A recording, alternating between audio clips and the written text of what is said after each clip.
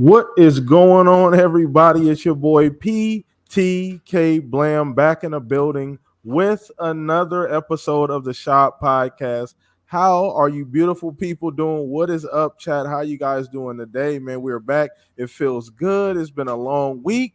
A lot of you guys got a 3-day weekend, so happy early Labor Day to everybody. I'm working actually Labor Day, Fuzz. I got to get that double time. Oh, yeah. So, yeah, I'm working actually Labor Day, but shout out to everybody in chat, everybody watching live. Appreciate you guys. As you guys can see, we are one amigo short. He will be here shortly. So shout out to Pong Soul. He'll jump in here, and you guys already know the battery of the Shop Podcast. But we rocking with the three amigos today. No guests, but once again, chat, we appreciate all of you guys hanging out with us. Make sure you drop them questions below.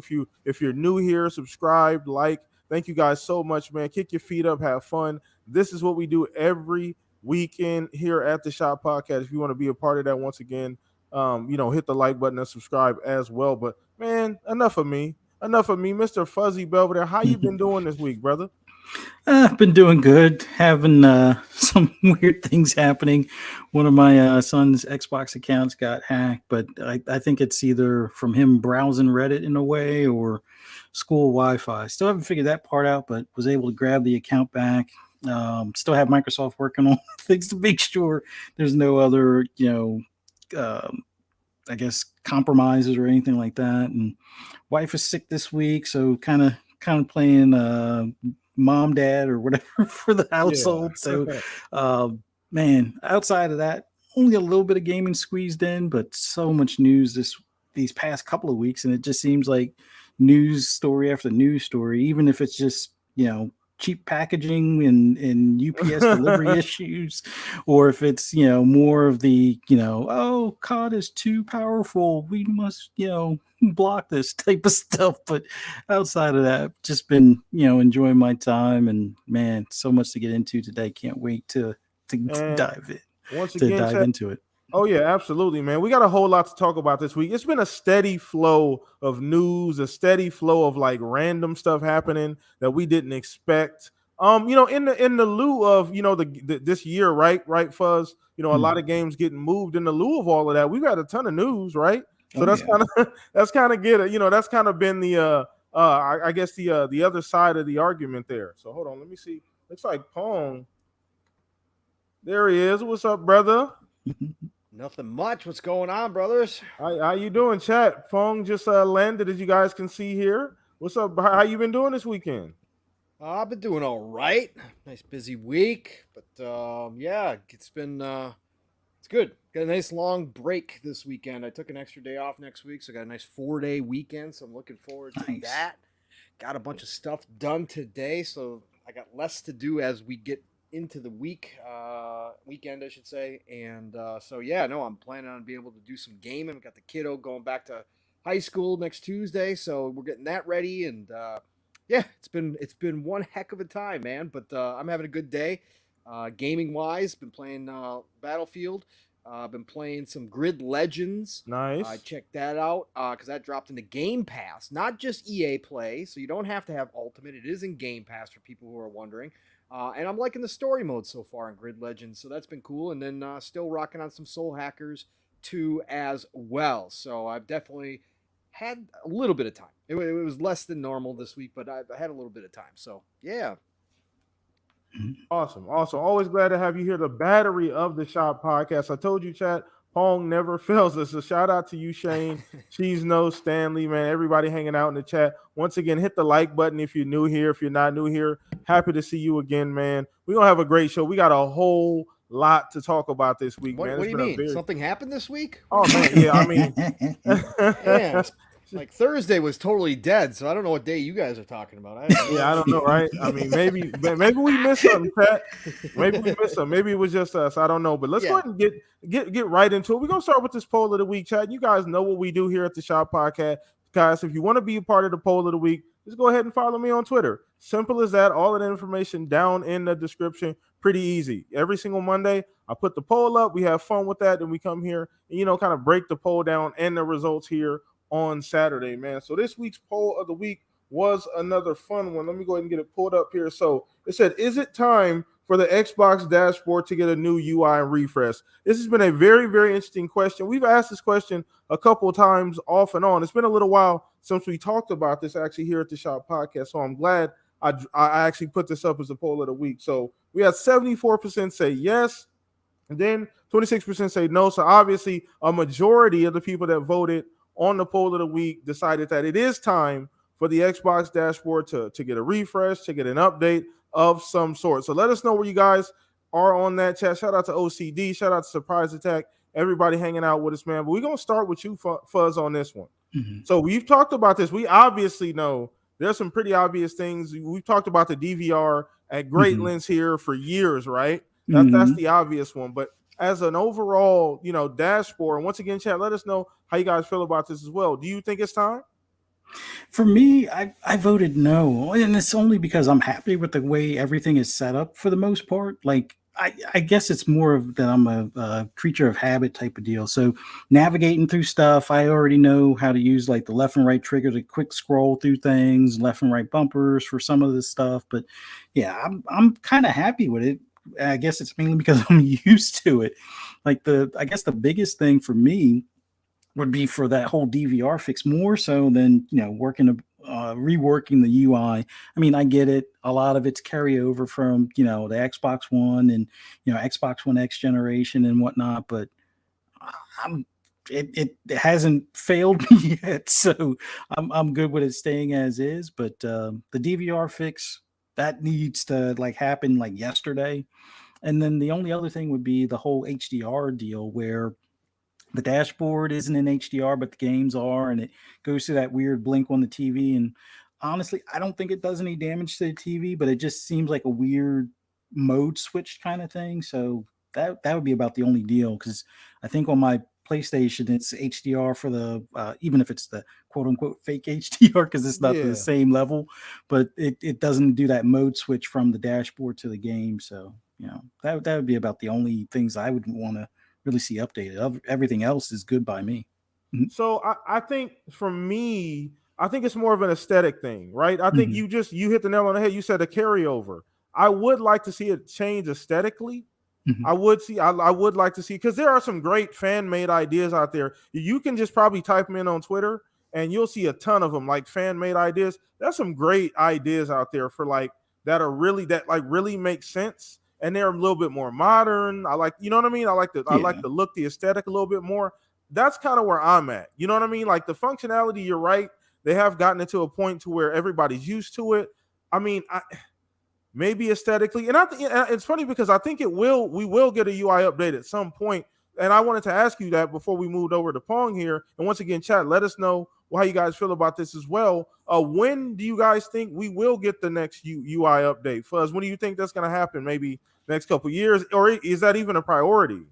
I think it is something that's in the works. I mean, we've kind of saw some leaks on the whole game library deal, and I think part of that is due to the family plan possibly, as well as it's been talked about for a while now, but Ubisoft Plus, coming to the fold. So, or some sort of Ubisoft Vault thing type of deal, whatever that add-on is. I think that's where they probably introduce it, which I would have kind of expected Ubisoft to be announced either at the Xbox E3 or Gamescom, but it just seems like it keeps on getting kicked down the road. So maybe after Ubisoft does their showcase later this month and stuff, maybe then we'll get some sort of announcement on it. But I think it's coming fairly soon. I would say before the year is over, if not before this month is over even.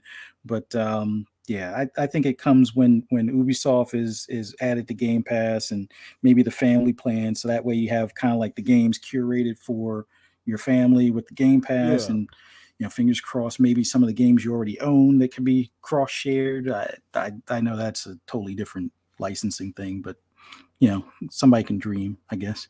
No doubt. Once again, chat, let us know how you guys feel about this as well. You think the UI needs an overhaul, and I don't want to make it sound like the UI is in a bad place, because I don't believe it's in a bad place. It is fairly refined. It is kind of an updated version. They've got it to a point to where it works. It's pretty reliable.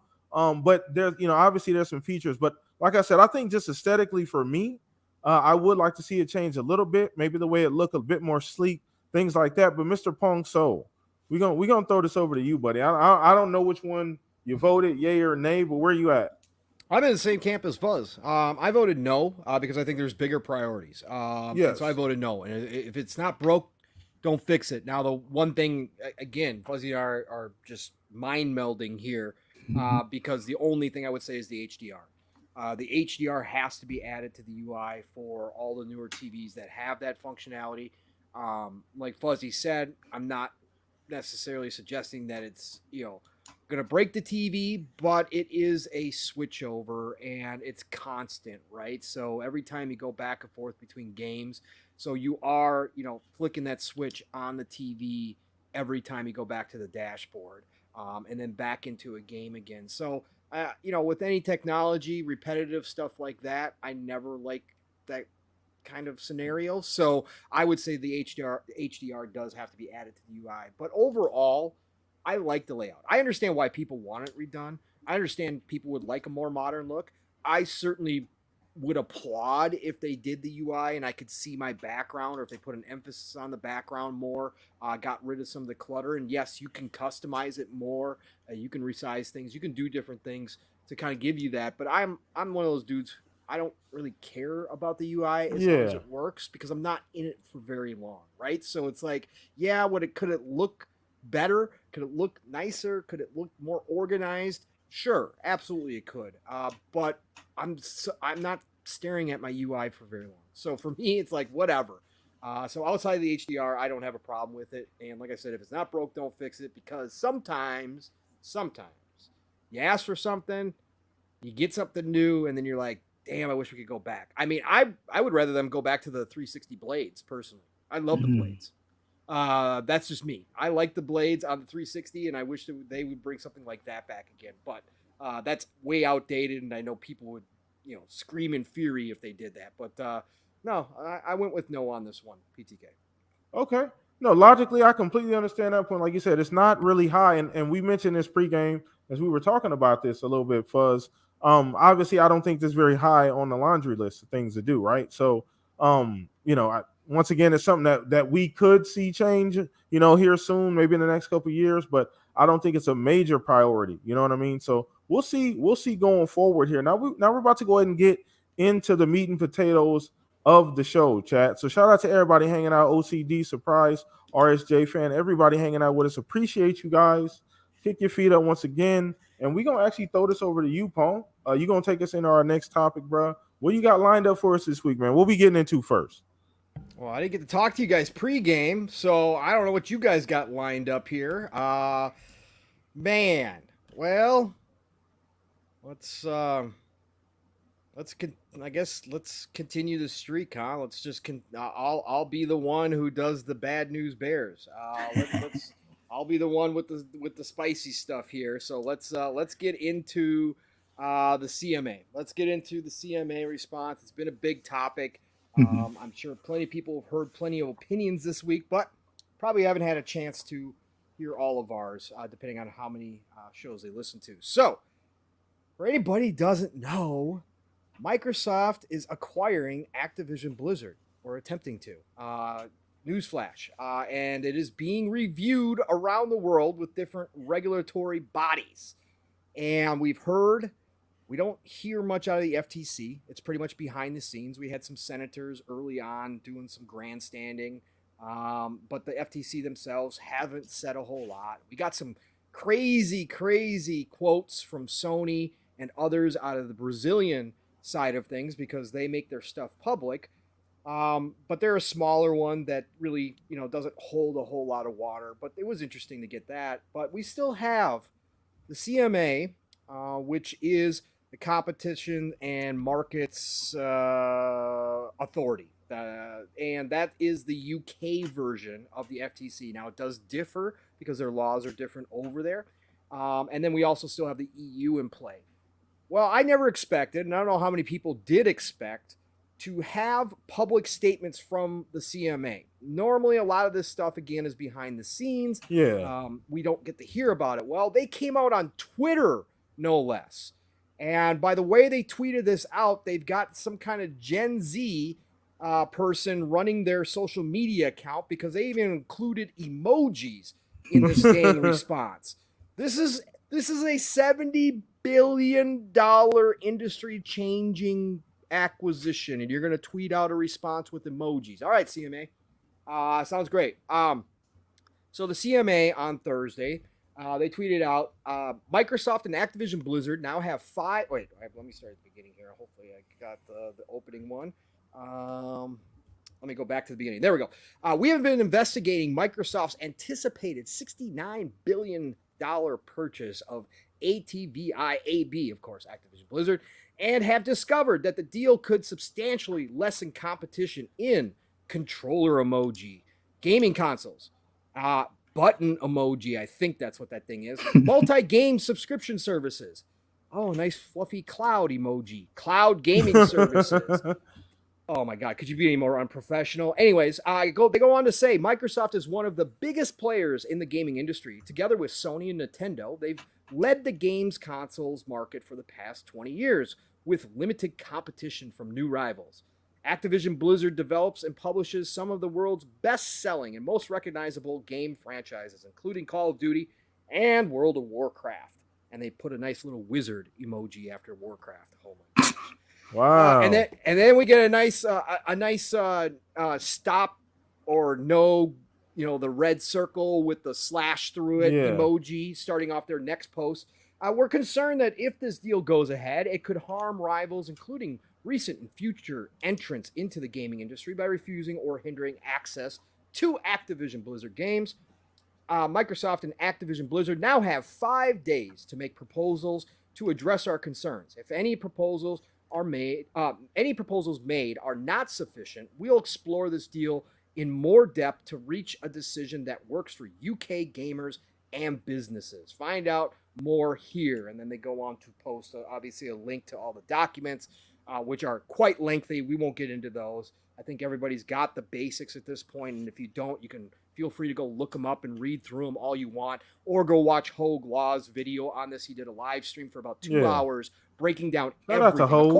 Of course, after the Shop podcast is over with, but go watch Hogue because that's coming from an attorney who knows this stuff, and he broke it down beautifully. Now, he doesn't know UK law, but he still did a great job of going through all the documentation. So, and then on top of that, right, so we get this CMA response, which nobody was really expecting in public, which set off a bunch of different scenarios. Of course, Twitter instantly erupted once people got a hold of this.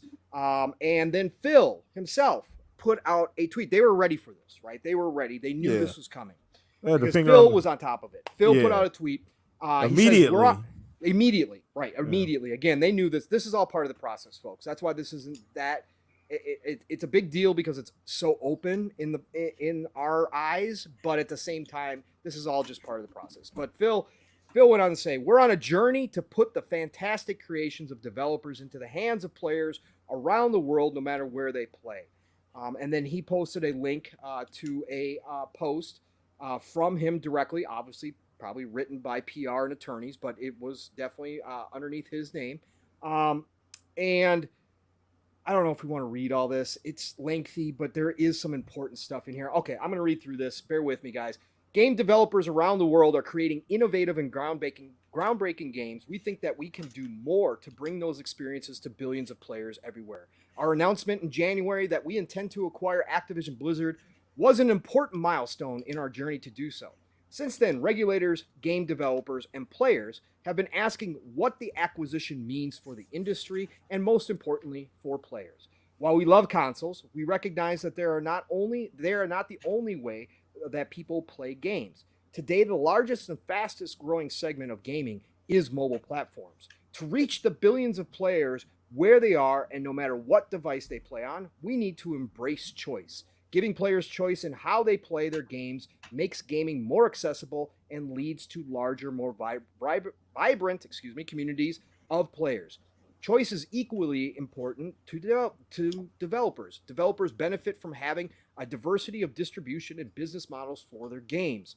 Choice unlocks opportunities for innovation and enables the industry to grow. We are expanding choice in two ways: through the creation of Gamepass, which gives players a subscription option, and by bringing more games to mobile platforms, including through our cloud streaming technology. Subscription services like Game Pass make gaming more affordable and help players from all over the world find their next favorite game. Game Pass empowers developers to bring more games to more players, not fewer. We intend to make Activision Blizzard's much beloved library of games, including Overwatch, Diablo, and Call of Duty, available in Game Pass, which seemed to be a shock to some people. I don't know why, but anyways, and to grow those gaming communities.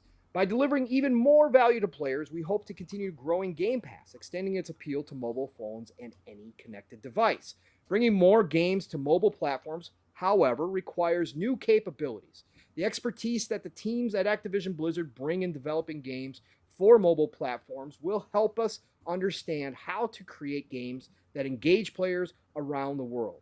In addition, we hope that players will be eager for traditional console games from Activision Blizzard on other platforms via our cloud gaming streaming technology. This promises to open up mobile gaming, creating a new distribution opportunities for game developers outside of mobile app stores, while delivering compelling and immersive experiences for players by using the power of the cloud. And we can extend the joy of playing to devices that people already own, including smart TVs. Guys, I want you all to take note in that paragraph how he switched it from the console focus to the mobile focus, how we switched the entire kind of CMA's points, which they took a lot from Sony because they don't understand anything. We'll talk about that here in a second. From the just Call of Duty hyper focus, and said, no. That's a small piece. We're looking at King here. We're trying to get to the mobile people. We need their expertise to help grow our ecosystem so more people can get into this, right? That's what they're doing here. He was switching it.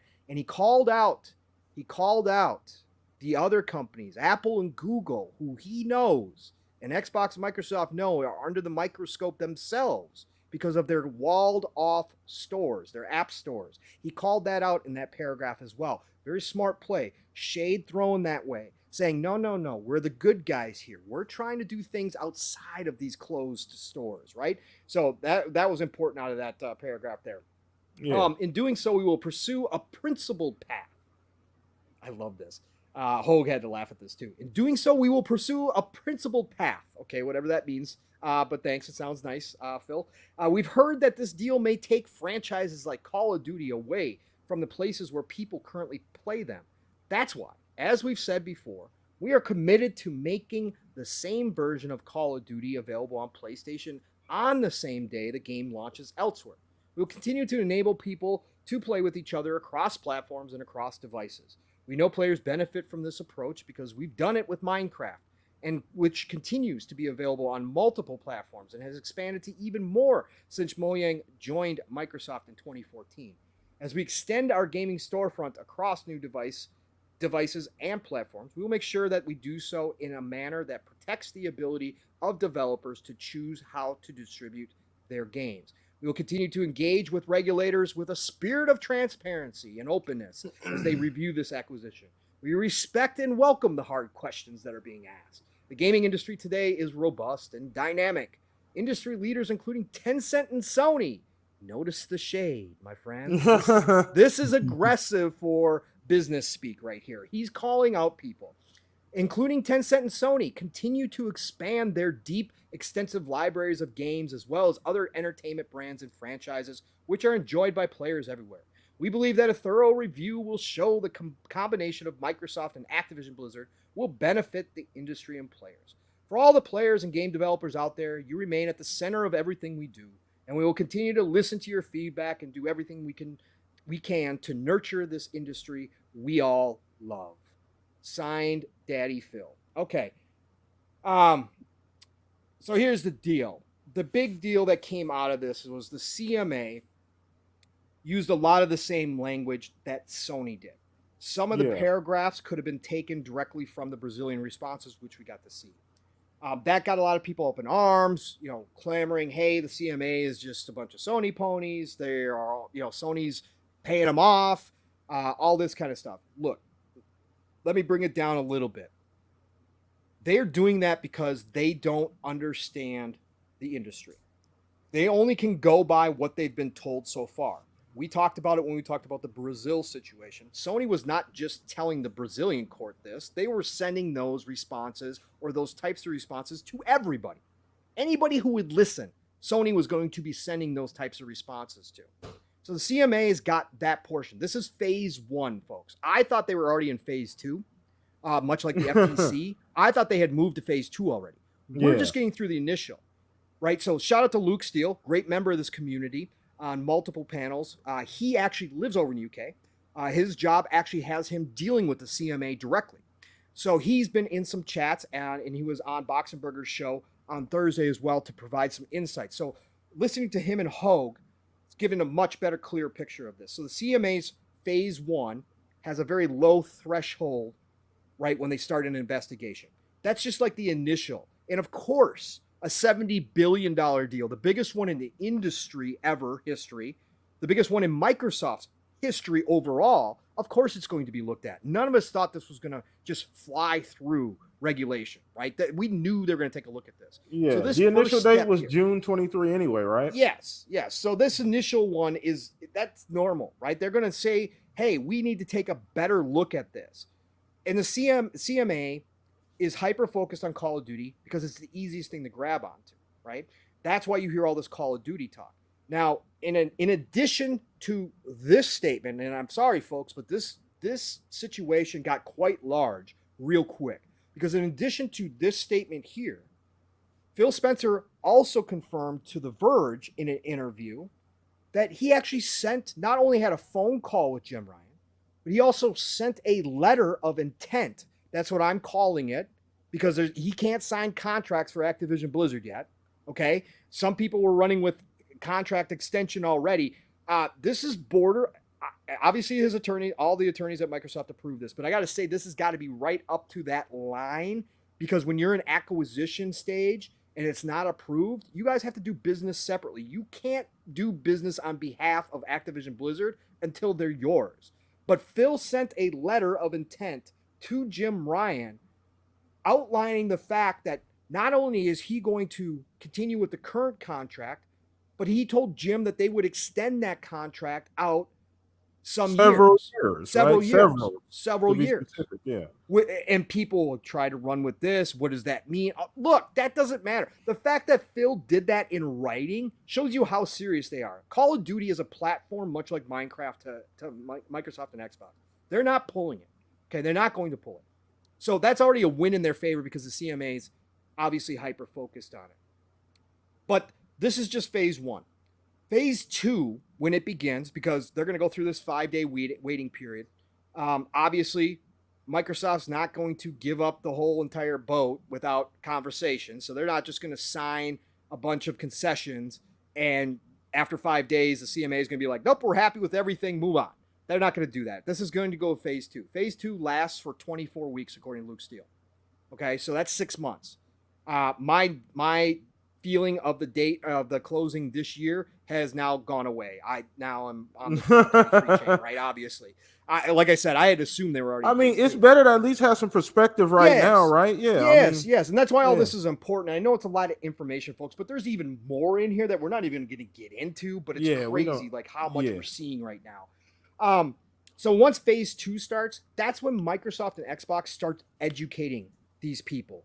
Right? These people are different from the FTC. The FTC are politically voted to the FTC, right? So they are people that are involved in the government. The CMA is a government position, but they are not brought in by party to the CMA from the UK. Supposedly they're more neutral, according to Luke Steele. They're not as politically affiliated. But as we all know, human beings being human beings, these people, you can actually see where they come from. They all have really high connections. Okay, let's put it that way. They're parts of very large corporations, the heads of different, companies who have their own individual interests. Yes, correct. So we know that still plays a part in all this, but it's up to Microsoft and Xbox to educate them on how this industry works and why this is not going to be a big deal. One last thing I'll point out, and then I'm going to get you guys' thoughts on this. And again, there's so much more here, folks. This really is just the tip of the iceberg with this whole thing. But one more point that Hogue brought into this. The CMA right now broke it down kind of the same way that most people are. Like, hey, this could lead to potential problems down the road where people who want to jump into this industry will find themselves roadblocked by a giant Microsoft corporation owning too much IP or having too much control of Game Pass or the subscription services, I should say, or cloud services, or whatever the case may be. I know a lot of people just heard them defending Sony's number one position, but the CMA is different. They don't look at things necessarily straight from the consumer standpoint like a FTC is supposed to do. They are actually about competition, and they actually do look at the competitors within the industry and how it will affect other companies, which in turn affects consumers. So they look at that part and they use the crystal ball a little bit more than the FTC does. They try to look ahead into the future a little bit further. So that's why you see these concerns. But what Hogue brought up here is that the one place you could attack this deal on, if you tried, if you wanted to, he said it's still a weak spot. It's still really weak argument. But he said if he was going to attack this, the one place you could would be to separate xCloud and Game Pass from the console and PC market and say that they're all separate markets. Because then you could potentially see a place where Game Pass has so much content, it becomes so big that anybody else trying to start a subscription service won't have a chance, right?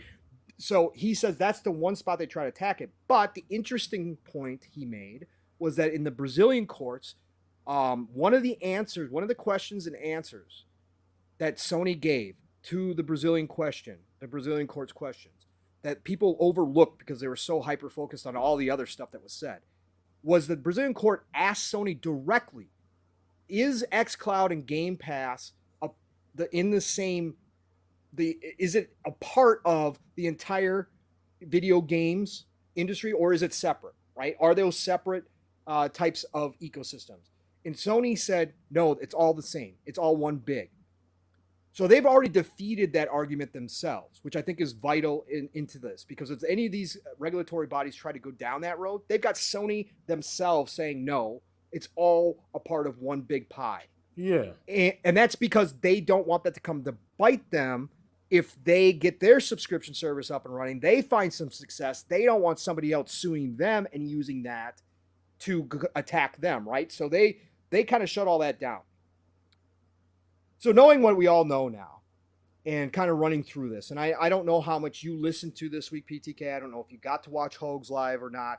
I didn't get to watch it, but I've been reading a little bit. You've been reading a little bit. Okay. So when you look at this, and I'll go to you first, PTK, and then we'll go to Fuzz.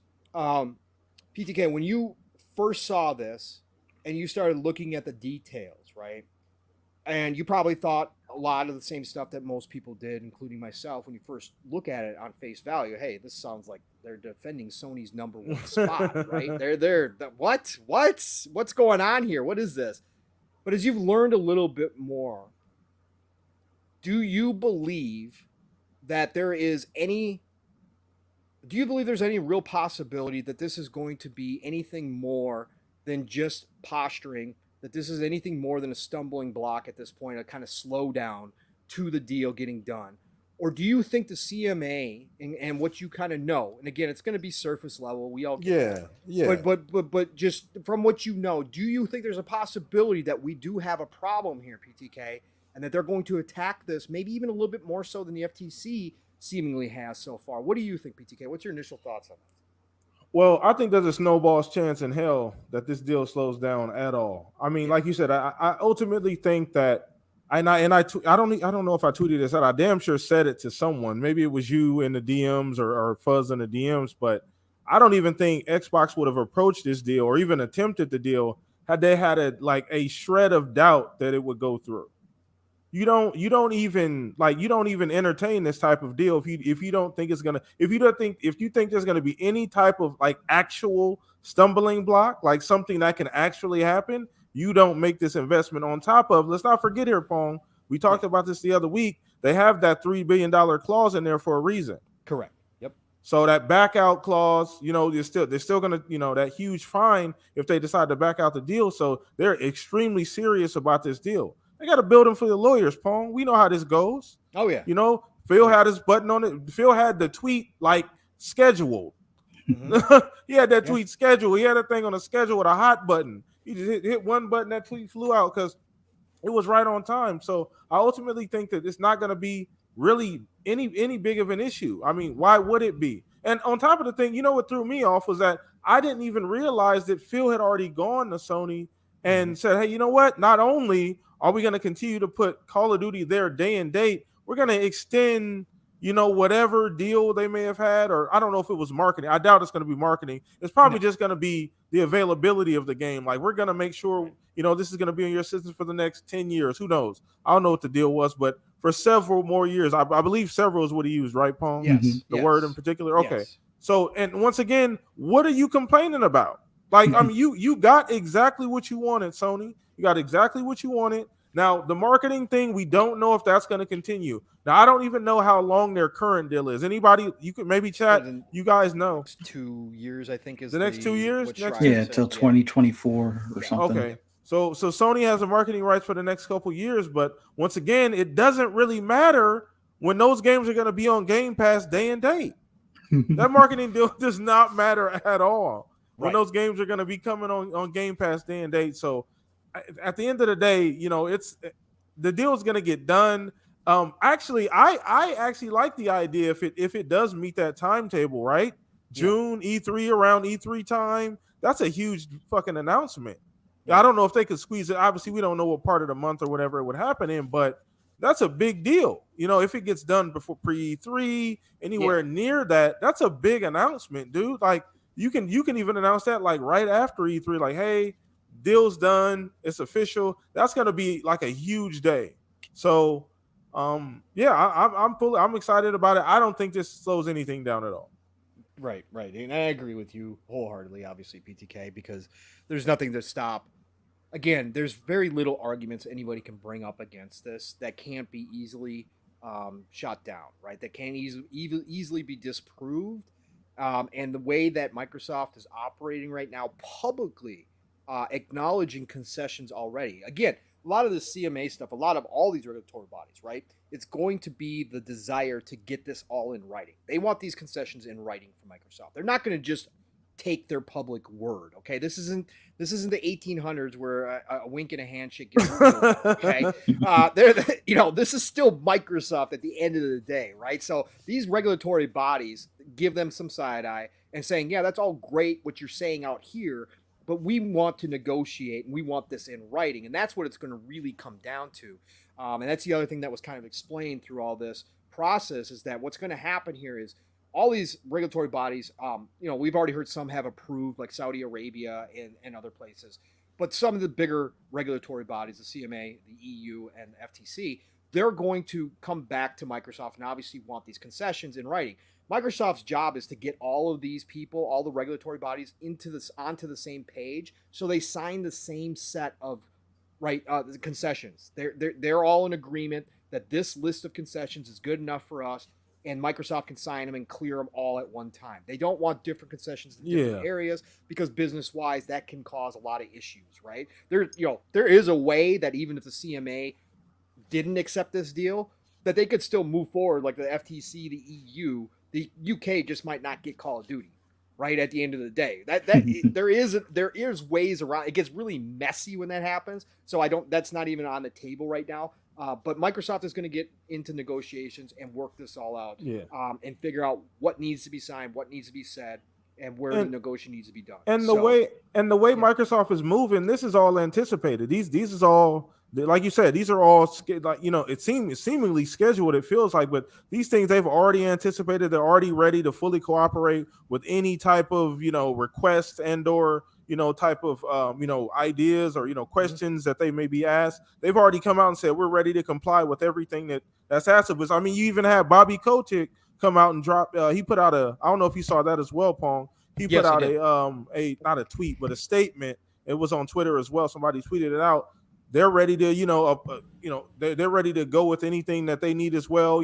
Everybody's ready to go. Everybody's on the same page. They're ready to get this deal done. Activision's ready to get it done. Xbox is. I mean, Microsoft is. So I don't really see this being even a bump in the road at all.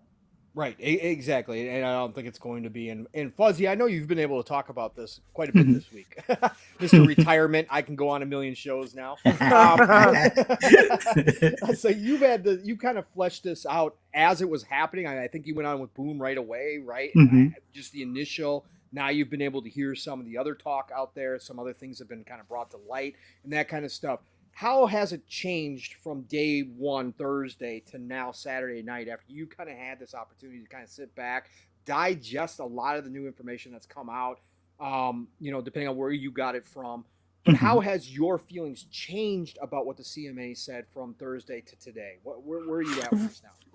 I mean, originally it came across just from outside looking in that it was like almost fanboy speak, like, oh, is the person that handles the social media account a PlayStation fan? And the fact that they're using emojis just seemed a bit weird. But after looking at it and hearing like Hoag's breakdown of it and things along those lines, it seems like a lot of the information was lifted from the complaint from Sony in Brazil, or maybe it was that Sony already knew that that was something that the UK was looking at and decided to, air it out at Brazil. Whatever the case may be, it seems like nothing new had popped up, especially considering, like you said, with like what Hogan pointed out, um, that they didn't want to separate the streaming aspect or the cloud aspect from the overall gaming as a whole, Correct. which would have been an easier avenue for them to kind of help block this to some extent. But like you said, they're also thinking in case their subscription service takes off, they don't want it to come back to bite them in the end. But Yeah, you I can't think the do that big if you're doing the same thing. It doesn't really help. exactly. But it's one of those things where overall it seems like the CMA, the wording or the structure of things seem like it's more about protecting the market leader as Mhm. opposed to the consumer, which it seems like they're supposed to be more concerned with how competition either benefits or negates, for the consumer in whole.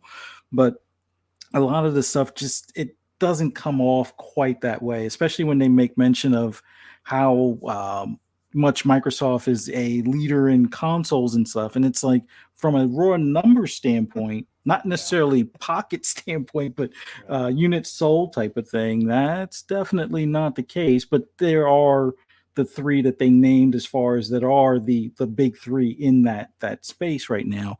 But that space can change over time if Apple ever decides to release the console we hear being worked on in the background and stuff. But overall, I think this is one of the things where my original gut was like, oh, this may be in closed before the year's end and in time for the holidays type of deal. But having that stage two, which is kind of already a given for the most part, and a lot of analysts, including Hoax, saw that well in advance. That yeah, this will probably go straight to stage two type of deal.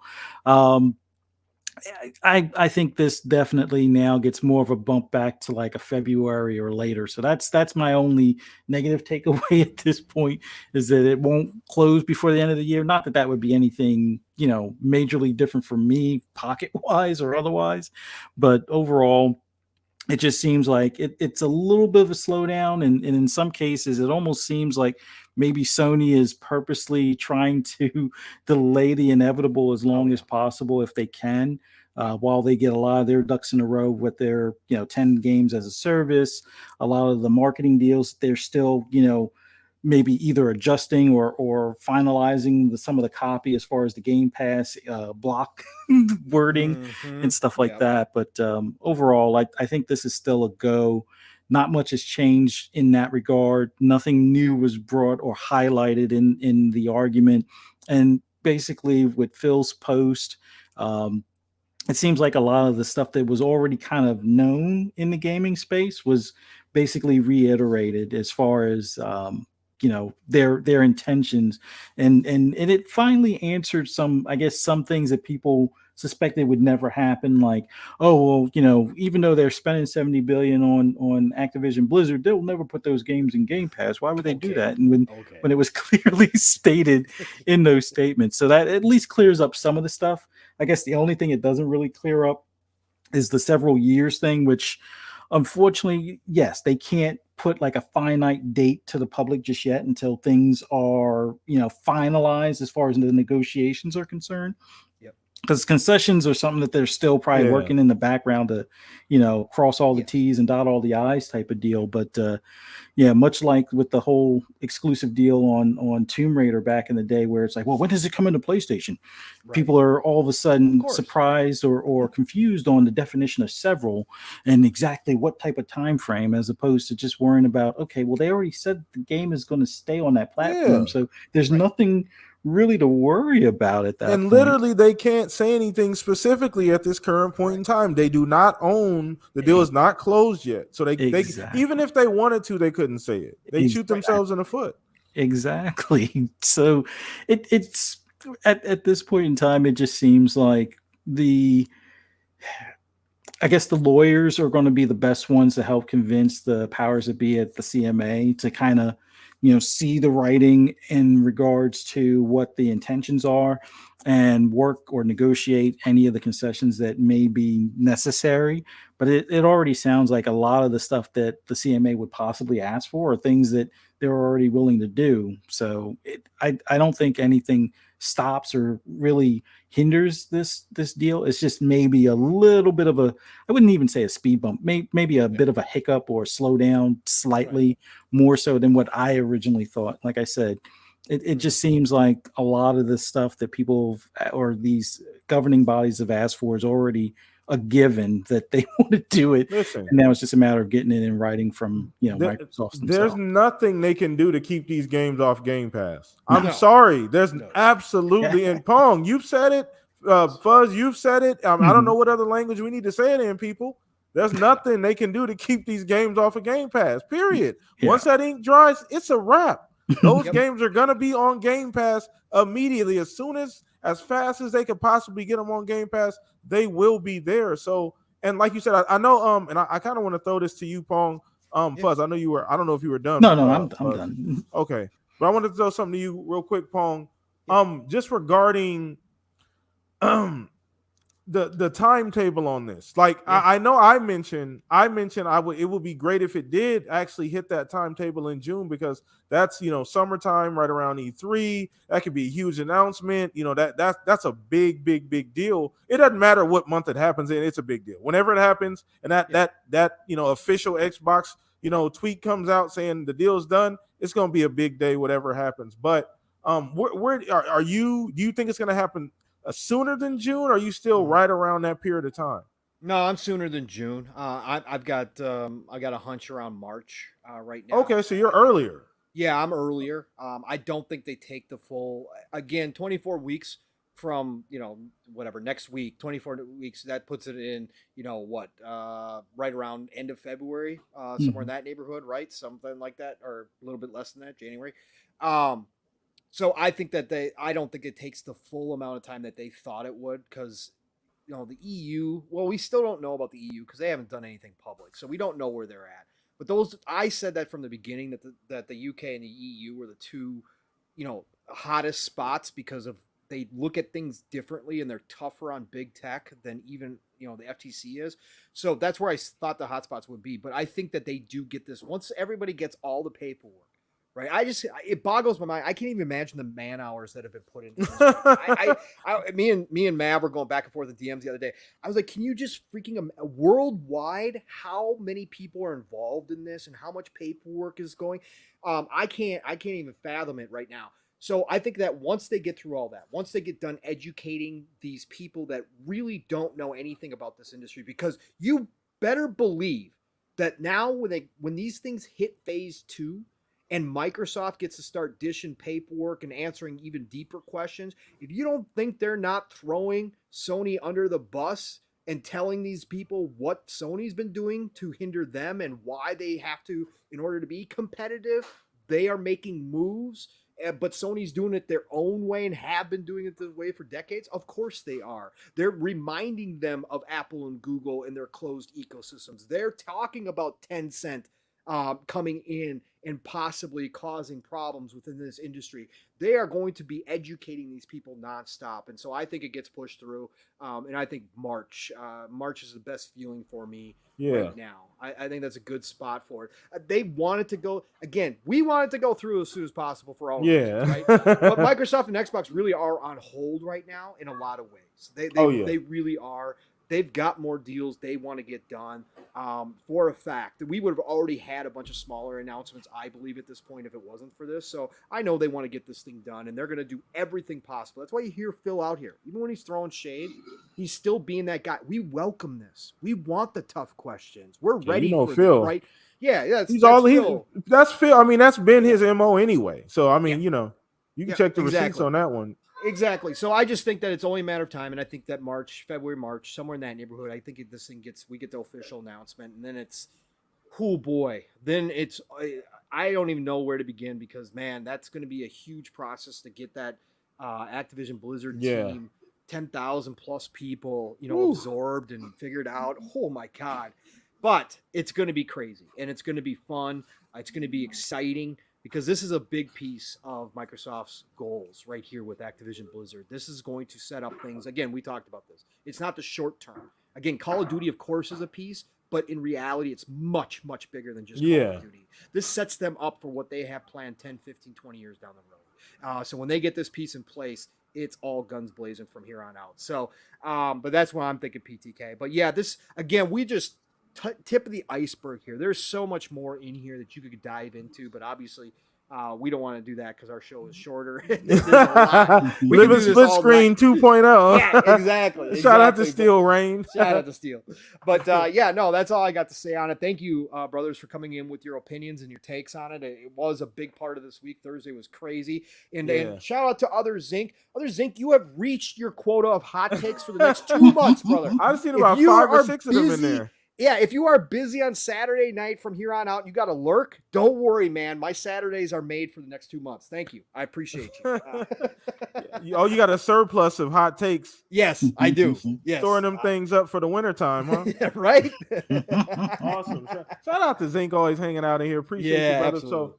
So, great job, Pong. Appreciate you, man. Once again, we all know we diving into these hot topics, man. So that was a great one. I love that you started with that one too, because I was kind of itching to talk about that. I hadn't gotten a chance to really talk about it all week. So glad you brought that up first. Now, I do want to kind of go next here. So I do want to talk about something that might not get as much coverage. We got a lot going on, right? Between all the Halo stuff and the Activision Blizzard stuff, everything going on. We got a VGAs coming up and all this other stuff going on. I don't want this to get lost because it's important to me. And I think it's a big damn deal. I want to talk about Xbox being at TGS, right? And I don't know what really anybody's expectations are, but I'm reading here from the Xbox Wire post. It's going to be September 15th, so not too far from now, a couple weeks from now, week and a half or so. It's going to be on the Tokyo Game Officials YouTube channel. So if you're trying to watch it, it's going to be there. Now, they don't really give a whole lot of details about like what to expect, how long the Xbox portion of the show is going to be. To me, it doesn't really matter. And I kind of wanted to get the chat's opinion on, this whole, them being at TGS. And, recently, I think it may have been last week, they had their biggest week in Japan. I biggest saw the week tweet since launch. Since launch, in Japan. I think it was, what was it, like 14K, 16K or somewhere like up there? Just under 17,000 compared to 20 for launch. They're listen, I know, I understand. I mean, they're not Nintendo, they're not PlayStation, but they're moving consoles over there slowly but surely. That S has caught on, and they're enjoying it over there. Cloud seems to be doing well, obviously. So I'm curious to see what they bring to TGS. Are we going to get any partnerships? I don't know if there's going to be any. I mean, the way this year's been going, who knows about as far as announcements like exclusive games, anything like that. So I'll start with you on this one, Fuzz. One, are you excited for TGS? 2, you got any expectations for Xbox and TGS? No real expectations, but one thing I would like to see, if the information is ready to, I guess, become public, would be more info on the game itself that Kojima's working on. Just because that's his home turf, and they're trying to make more inroads into that market.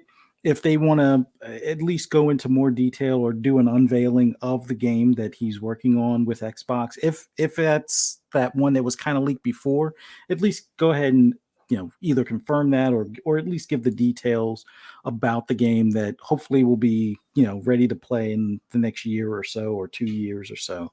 I think that's probably the biggest thing. The You think other that would happens at TGS though? I would see I always think when it comes to Kojima, it's probably best to have that at the video game awards, but just considering the market, I think that would be another good location to at least make any type of further announcement or give any more details on that. Another thing I would like to see is possibly some more acknowledgement as far as the studios that Sarah Bond was talking about, as far as the deals and games that they're working with these developers over there. Any of them that may be coming within the next year, give those games the spotlight. Um, maybe some developer studio interviews and things of that nature, but that would be a nice add-on, especially being in that region, to highlight that type of news. And then the only other thing, although I have a feeling it's going to be announced here soon, but I don't think that it's to be announced here at TGS. But it now would be as good a time as any. The family plan stuff or something more cloud related, as far as even if it's just the Xbox games that you already own and being able to stream them through the cloud and stuff like that. Something that's Game Pass / X Cloud related would be nice as well. I think those are the only things other than the games, like I said, that the studios that they're working with being highlighted. That those are the only real things I expect. But I expect some surprises since we don't really have much info on that region. In particular, Japan. We have some on for like games coming from China and games coming from Korea and such. But if there's anything in particular coming directly in from Japan, that would be the ultimate time to highlight it.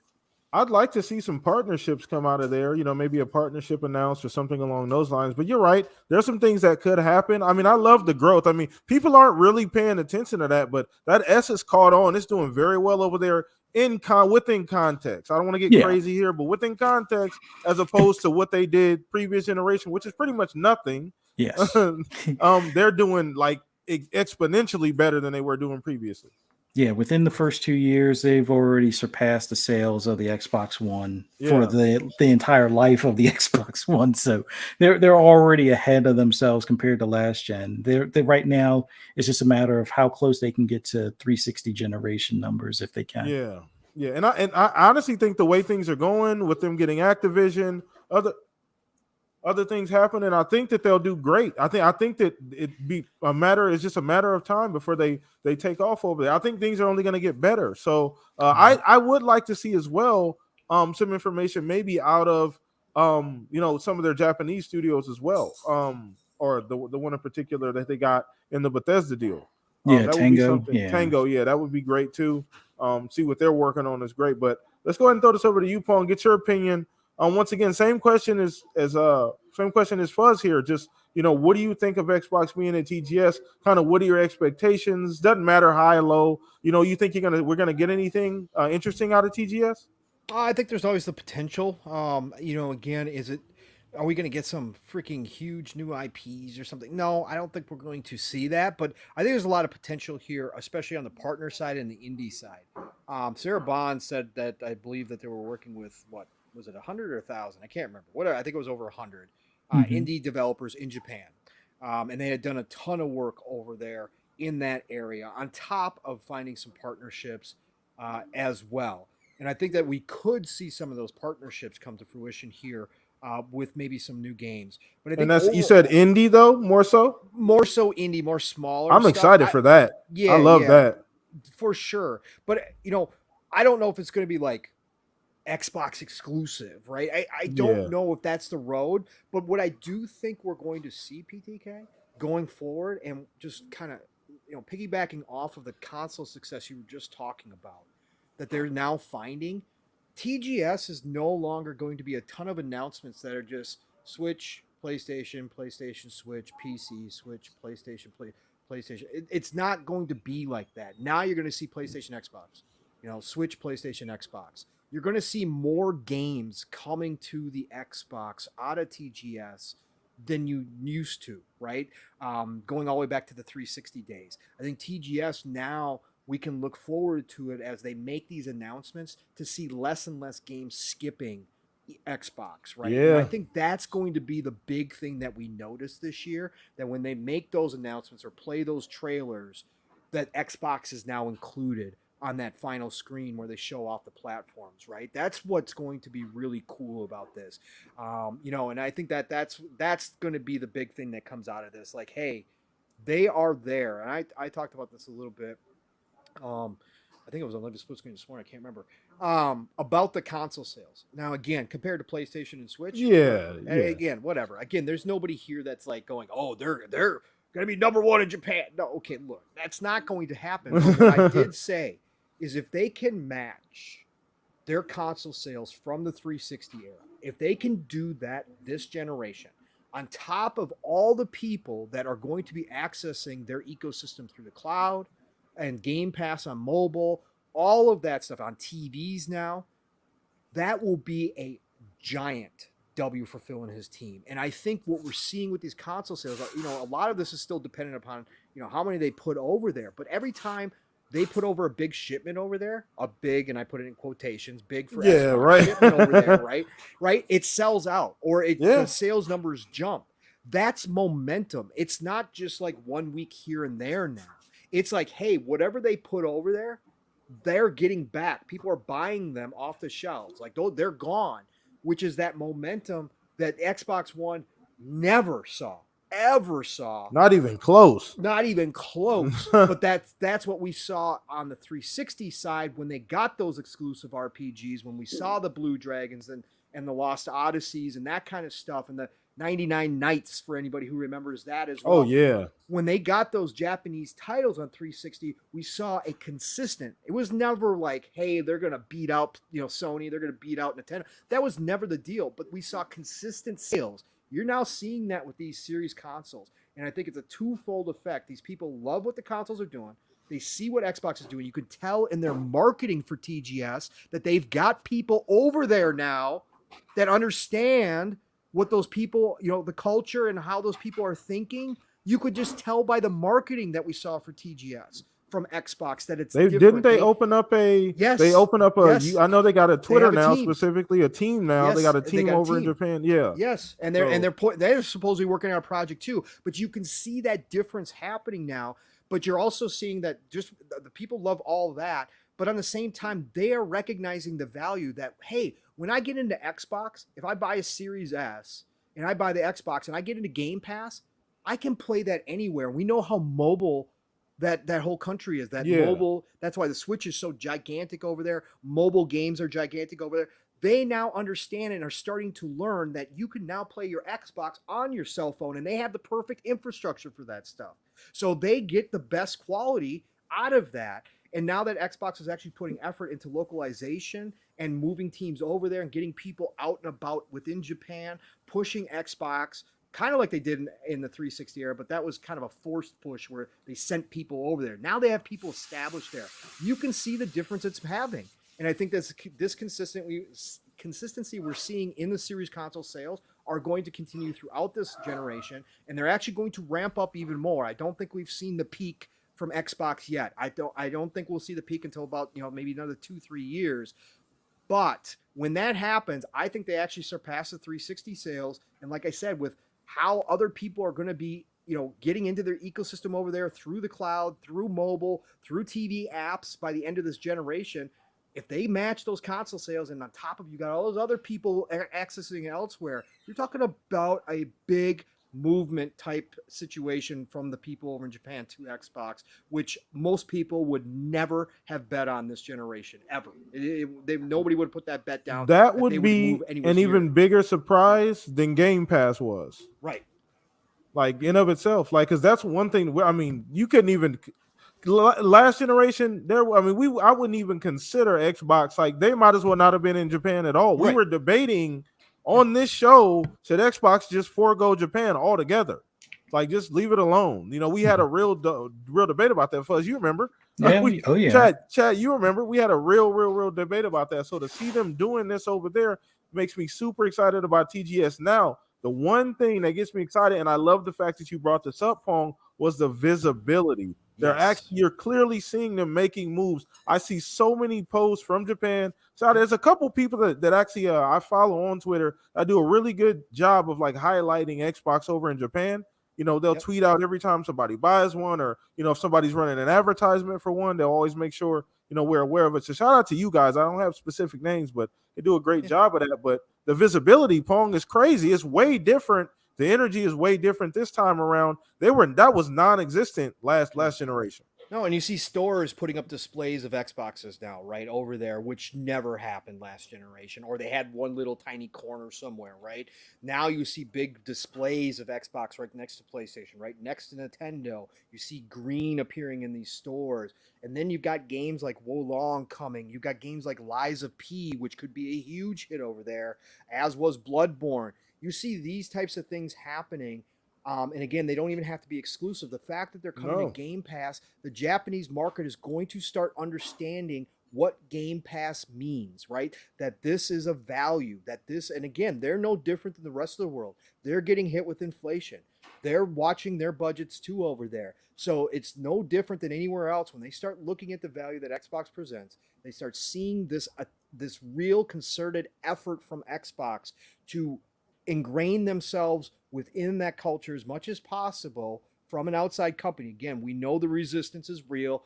It's never going to go away, but the fact that they're trying goes a long way. And then on top of it, them working with these indie devs directly over there, the smaller devs. Dude, that excites me, bro. Yes, I don't know what we're getting from TGS at all. Right. Like, you know what? The funny thing is that I'm not gonna say this is exactly the same way I felt about Gamescom, because I didn't know what we were getting from Gamescom either.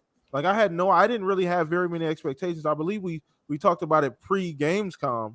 I didn't have any expectations. So I feel the same way about TGS, and I'm super excited. But Sarah Bond put out that tweet, but that's like the fact that these smaller games, and who knows what we're gonna see, Pong. Exactly. And like I said, the less skipping of Xbox that we start to see from some of these games, even some of the bigger developers, now that Bandai Namco has a great relationship with Xbox, even if Square doesn't, just the fact that, people are going to start noticing, hey, this is available on Xbox. Oh, okay. This is a Japanese Eastern style game, but it's on Xbox. Okay, so I'm not sacrificing if I pick up an Xbox. I'm not missing out if I pick up an Xbox. The less that happens, the greater the chance is somebody jumps into the ecosystem because of all the other stuff. And that's what I think we're going to start seeing. And for us in the West, who've been clamoring for more Eastern style games on Xbox, I think that we're going to see a real change. Atlas was a huge moment. The minute Atlas jumped on board was a difference maker. Now that Persona is coming, and we're not missing out on Persona 4 Golden, we're not missing out on Persona 3 Portable. The fact that all the Persona are coming to Xbox, that they're doing. Do you think that's going to extend to the future? You think the future Personas? Yes. Yeah? I think Atlas is on board now because of the relationship with Sega, because they finally seen the light. You've seen how many people are playing Soul Hackers 2 now. Will compare to Sony? Probably not in terms of numbers, but Atlas is going to see those sales. There are a ton of people on Twitter promoting Soul Hackers 2, including myself, that never would have gotten a chance to play it if it wasn't on Xbox. They're going to see that bump. The same thing that Sega saw in Yakuza and all that kind of stuff. The fact that Atlas is now introducing their creations to a whole new fan base, they're going to start seeing those bumps. And as we go down the road, they're going to see huge engagement with Persona 5 when that drops into Game Pass. Huge engagement. They're going to love what they see coming out of Xbox's fan base. And I think that just continues forward into the future. Oh, absolutely. Absolutely. Great topic. Great topic. Shout out to chat. You guys are amazing. Once again, I'd love to hear chat. Let us know right now. Drop your answers in chat. What do you guys want to see, or maybe what do you guys' expectations have for TGS for Xbox? Like, what do you guys want to see? Any particular games? Any type of dream partnerships? Anything out of TGS? Let us know right now down in the chat what you guys want to see. But we're gonna go ahead and get this over to you, Fuzz. You gonna bring around your topic, see what we got going on for you. Well, this is going to be a little bit of a smaller topic, or more of a smaller story, considering we're getting close to the midpoint of this month. And there was something that happened last year with one of the Xbox studios, Arcane. They released Deathloop last September, around the 14th it was last year. Yeah. And, I picked it up on PS5, enjoyed it. Now, I haven't finished it because I want to finish it on Xbox, get my achievements, and then do complete the loop and stuff like that on there. But definitely a game that I'm looking forward to completing on Xbox. But considering more recent news, and I don't know if this ties into the whole back and forth on ABK, or if they're trying to run out the clock, or if they're purposely trying to get the most bang for buck as far as their marketing deal with Deathloop. It seems that later this month, Deathloop is coming to PS Plus as one of the games in their premium or deluxe, or their upper tiers of their PS Plus subscription service. So, with that being the case, do you think we see this in Game Pass starting as early as September 15th of this year? Or is that sight of it appearing in PS Plus going to, kind of kick the can down the road and have it where it may have to wait another 90 days or so? Something similar to like what we saw with the Evil Within 2 when that was on PS Now. That was one of the few games that did not come when the flood of Bethesda games came through when they completed the deal. That was the only game that didn't come through, and the whole reason being was because it was in PS Now. But do you think us seeing Deathloop in PS Plus subscription service delays at Game Pass, or you still think it comes later this month? We'll start with you, Pong. Oh, here we go, Fuzzy. I hate this is the secrecy of the industry. I hate. Oh man. We've been. I mean, you got to call in your sources, then, Pong. But this is terrible for consumers. And again, I want to ask Hogue if there's a potential for a class action lawsuit from gamers as far as timed exclusivity deals, to get to know the details as far as time frame goes. Because as a consumer, if I had a PlayStation 5 and I had my Xbox,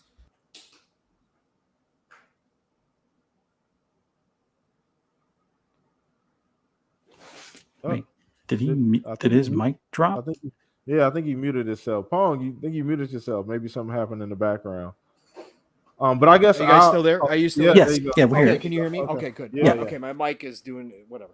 Anyways, so I wish that we could find that out, because as a consumer, it makes it really hard. If I had a PS5 and an Xbox, I can't make a informed decision on my purchase without knowing the details, right? And this is what sucks. And now we're in this weird position because they honored the contracts. My gut tells me that yes, this delays it. My gut tells me that the fact that they included this means this was the time when we know. And again, I've said from the beginning, don't hold your breath on the year, because this is when Sony started going after 2-year deals.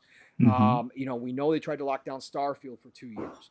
So I said to everybody, don't hold your breath on that year. But let's say it is a year. The fact that they included this means they probably included the same language that they've done with other deals that we now know about, the Capcom, Resident Evil, etc. Now, where things get a little dicey is how long they get it in their PlayStation Premium for, right? How long is that going to be? Is it going to be 3 months, 6 months, a month? What is this going to be? Because I think that within that, obviously the rest of the language that they used as far as trying to keep it off of Game Pass and saying we got first rights of refusal, well, now you're dealing with the first party. So Microsoft can say, well, we're going to pay $500 million to put Deathloop into Game Pass because it's our own studio. You guys going to match that? right? So that's stupid. So I think that portion of language probably doesn't count anymore. But I think the fact that they probably have this means that it can't come to another subscription service prior to when it leaves their subscription service. So my gut is telling me that this delays us getting a Game Pass. That would be my initial reaction. I said, what happens if there's a way to get around this? What if they develop a Game of the Year edition or a Director's Cut edition, and they launch that out as soon as the exclusivity's up? They launch a Director's Cut or Game of the Year edition, drop it into Game Pass, allow it to be sold at full price over on Sony, and that gets skirts around it. I just wonder if that's a possibility. That was my idea. Like, that's a totally separate product. Yeah. Right? That's a separate product. I mean, technically, they might be able to. I don't know what the bylaws are and the actual language are in the contract. Obviously, once again, you talked about the secrecy of the industry here. Yeah. That's not helping us at all in this particular instance. But yeah, because Microsoft Game Studios could actually, or you could go in this route, not even offer it to Sony as a purchase, but just offer a Game of the Year edition published by Microsoft Game Studios. Right? Because Bethesda published the other one. So if Microsoft Game Studios publishes a Game of the Year edition, Sony has no rights to it. So that was just my idea. I doubt they'll do that. But whatever the case may be, and I said this on other shows this week, whatever the case is, Phil better have the full boat marketing ready to rock and roll the minute that it strikes midnight on whatever day they can talk about this. And they better roll it out and make it clear to everybody on Xbox how this is all going to work out. Because if they're going to hold it off a Game Pass, chances are they may still put it on sale the minute that they can, even if they can't put it into Game Pass. But they better make it clear what time frame we're looking at here. And just have an Xbox Wire ready and all that kind of stuff to explain the situation as much as they can. But this is just one of those weird spot to be in, man. Xbox owns a IP now as a first party, and they can't even talk about it for their own ecosystem. Like, how strange is this? 2022 is so weird. We got MLB The Show on Xbox on Game Pass. Sony players are paying full price for it. Now we got Deathloop in the PlayStation Premium, and Microsoft can't even say a word about it coming to Xbox because the marketing deal blocked. It's just such a strange time to be alive right now as a gamer. But hopefully we get the information cleared up soon. If I had to answer right now, I say it delays it. Yeah, unfortunately, I kind of feel the same way because I noticed this with the whole Evil Within 2 deal, and I wondered, well, where is that game? Game Pass? Oh, it's on PS Now. It's like, son of a bitch. Why is it so that because it's over there, it can't be over here? But contracts being what they are, it's looking a little bleak. But what do you think, PTK? So before I want to give my take, I do want to get to the quick super chat. Shout out to Silent Cypher for the $5 super chat. Thank you, brother. He said, if we go off of the SIE terms that we saw come out, Sony has the ability to lock it down for another length of time with this move, but how long? So I don't know if you wanted to before I get to anything, I don't know if you want to dive into that for us. Yeah, like Sony is weird about how they lock stuff down or how they extend things. So I get this sinking feeling that, because they waited until the 11th hour to put it in the PS Plus premium type of deal, I think that gives them like another either 3-month or 6-month window. I want to say at least like 90 days because I think that was like the timing for Evil Within finally coming to Game Pass versus the PS Now deal when all the Bethesda stuff was coming over. So I can't be 100% certain, but it was another Bethesda game at the time. And I wouldn't be surprised if there's some sort of, clause in there allowing them to wait until the last minute to put it in their service to kind of postpone it going to other subscription services. Yeah. But we'll definitely find out by the 15th what the case is. If Xbox is still quiet, which there's some noise coming from the Deathloop Twitter account. So I know Mav had a take on that might be, some, where there's smoke, there's fire type of deal, because typically they don't really post anything. I think the only other post they made was when they did the update 3 for the photo mode and stuff like that. So them posting 3 words, I think it was time, and the time just happened to be 10:18, which if you look at where, like per Mav, I think if you look at where they're located, it would be 9/18. So maybe September 18th we hear something.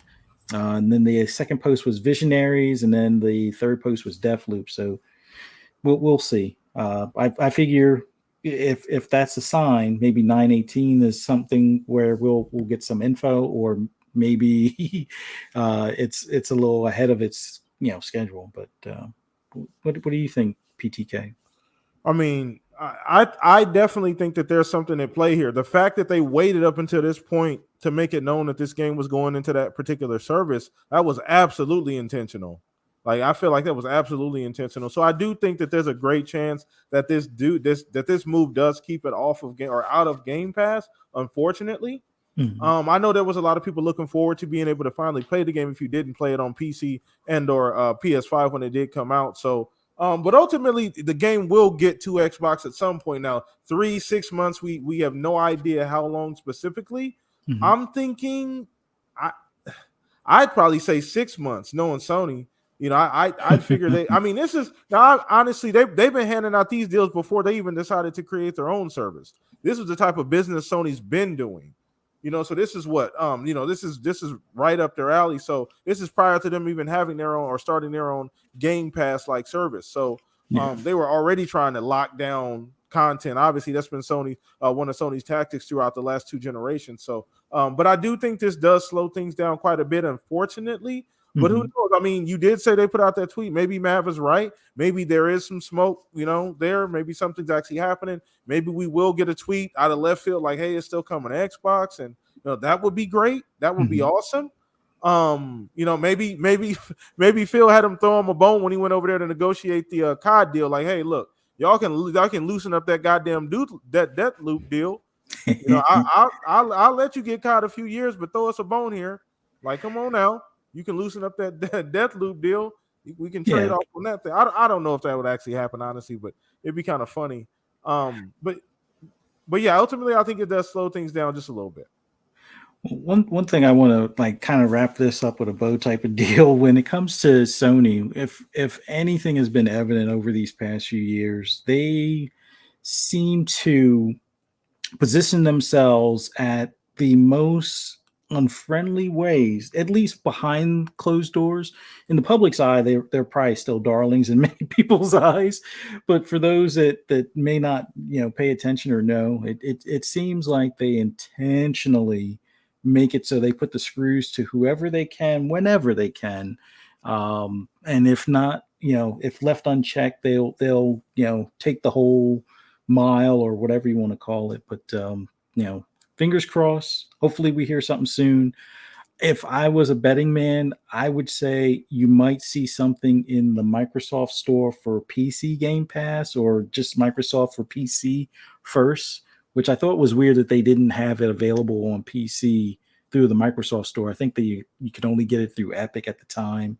I'm not even sure if it's on Steam. If it is on Steam, I'm kind of surprised it's not on Microsoft store, but hopefully we'll see sometime between the 15th and 18th. Maybe we'll hear some news. Fingers crossed we hear something good coming to Game Pass here soon. That's all I got, and thank you guys for your feedback on that.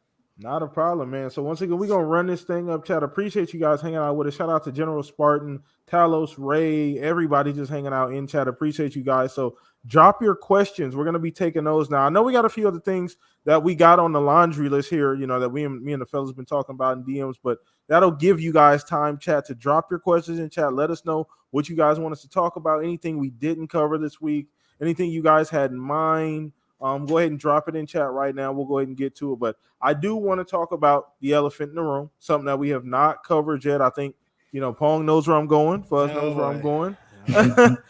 I'm sure Fuzz and Pong have talked at great length about this already. Chat as well. I'm sure you guys have seen 20 shows this week talk about it. But I do want to get to the Halo situation a little bit, right? Talk a little bit about that. Now, this has been a very abrasive topic in an already very volatile community. If you didn't know, the Halo community already was on pins and needles. So welcome to the Halo community. This is your first welcome. They already were all over the place anyway, right? So I think we all understand that. Halo seemingly is never where it actually needs to be. But so essentially, Halo put out some information regarding the future of Halo and the roadmap, right? So there was some concessions, right? There was a lot of stuff that people expected that we didn't get. Split screen co-op got completely canceled. I believe they moved the co-op that was supposed to be this month or no last month. That got moved to November. I believe the just the 4-player co-op, I believe. As well as we are getting the Forge. I haven't heard anybody talk about that, which is pretty upsetting. But split screen's actually still in there too, PTK. I don't know if you heard that. Yeah, I did. I saw that. Yeah, tweet. you can glitch into it. I saw that, and it works. Achievements work. Everything works. So I mean, hey, you might get some people playing it. You might get some people playing it, but I didn't see any. Watch them patch it out. I know. Don't say that. Oh Lord, I didn't see anybody talking about Forge at all, and I'm super excited. Like Forge, from everything we've seen, has looked amazing. All those maps people have been making have looked like next level, and I don't see anybody talking about the fact that we're still getting a beta in a month or so, right? A month and a week or so, somewhere around that period of time. But I guess we'll get into the meat and potatoes of this situation, right? So I've heard some crazy things. Some people said some crazy things the last couple of days, specifically the last 24 hours or so. I've seen people talking about completely taking Halo away from 343, giving it to somebody else, which I think is blasphemous and completely would destroy 343, because taking that game away from them essentially means that they're not capable of being able to make Halo anymore. And you're ripping the identity of the studio away, which means you essentially would have to close it. You might as well close it at that point if you take Halo away. And I don't even think that's on a table. I don't think Phil would do anything like that at all. Now, listen, I'm with a lot of you guys regarding management has been, not great. Man, there's been a lot of turnover, a lot of behind the scenes funny stuff going on with management. They got to get that together. That's going to hinder the game. And until they get that together, that's always going to be an issue. The game's not going to grow and be where it needs to be. They have to clean house, get management going, because there's too much turnover, too many Chiefs, not enough Indians kind of a situation, for lack of a better term. And then there's some other things going on as well. But I want to go ahead and throw this over to my brothers here. And once again, chat, let us know how you guys feel about this. I'm sure people have been talking about this all week. But we're going to start with you on this one, Pong. And Pong, me and you talked about this in the DM. We did have two different opinions, but like I said, I do agree there's some obvious things. The messaging, the management, things like that are obvious things that I'm 100% with you. I agree with you on those things, that they need to be better. Yeah. So go ahead, Pong. Yeah, no, I mean this goes all the way back to stuff that we were talking about even prior to launch, right? The warning signs were up. Prior even to the first delay, we were talking about this stuff on shows, right? The warning signs were up that not everything was okay. But I'm not the doom and gloom guy here. Again, Halo is take it or leave it for me at the end of the day, but I feel for all the fans. But Halo is a different beast altogether, and that's what always drives this kind of conversation. Halo, because of its success, because of the standard it set so long ago, because it is one of the pillars as one of the greatest franchises in the industry's history, and it changed so much, it will always get unfair scrutiny, but that comes with the territory when you inherit a franchise like 343 did. You get to take on one of the greatest of all time, but if you don't do it right, you're going to hear about it. Now, I'm not talking about the extreme side of things. I don't think this should be ripped away from 343 at all. I think that 343 is the best that Microsoft has. Again, just looking at all the studios they have, I know people have thrown out id. So you want id to stop working on Quake and Doom and all these massive great franchises and ridiculous. It's a crazy idea. No, why would you do that? No, that's ridiculous. You don't want to do that. No. 343 is the best position. They just need to fix whatever happened internally. We'll never, again, until Schreier writes the book, we'll never know what actually happened internally. But we do know that there was obviously some struggle there. We know enough stories now to understand that there was a lot of design decisions early on that cost them. There was a lot of back and forth, management not on the same page. Hiring as many contracted devs as they do is a huge issue here. And that's one that I think Phil needs to address directly. I think that they need to grow 343 with permanent developers. They need to make them as big as possible. We cannot have these contractors coming in and out, which also causes stumbles within the development cycle. So, all of that being said, 343 is going to right this ship. They deserve I agree. they deserve some of the fair criticism.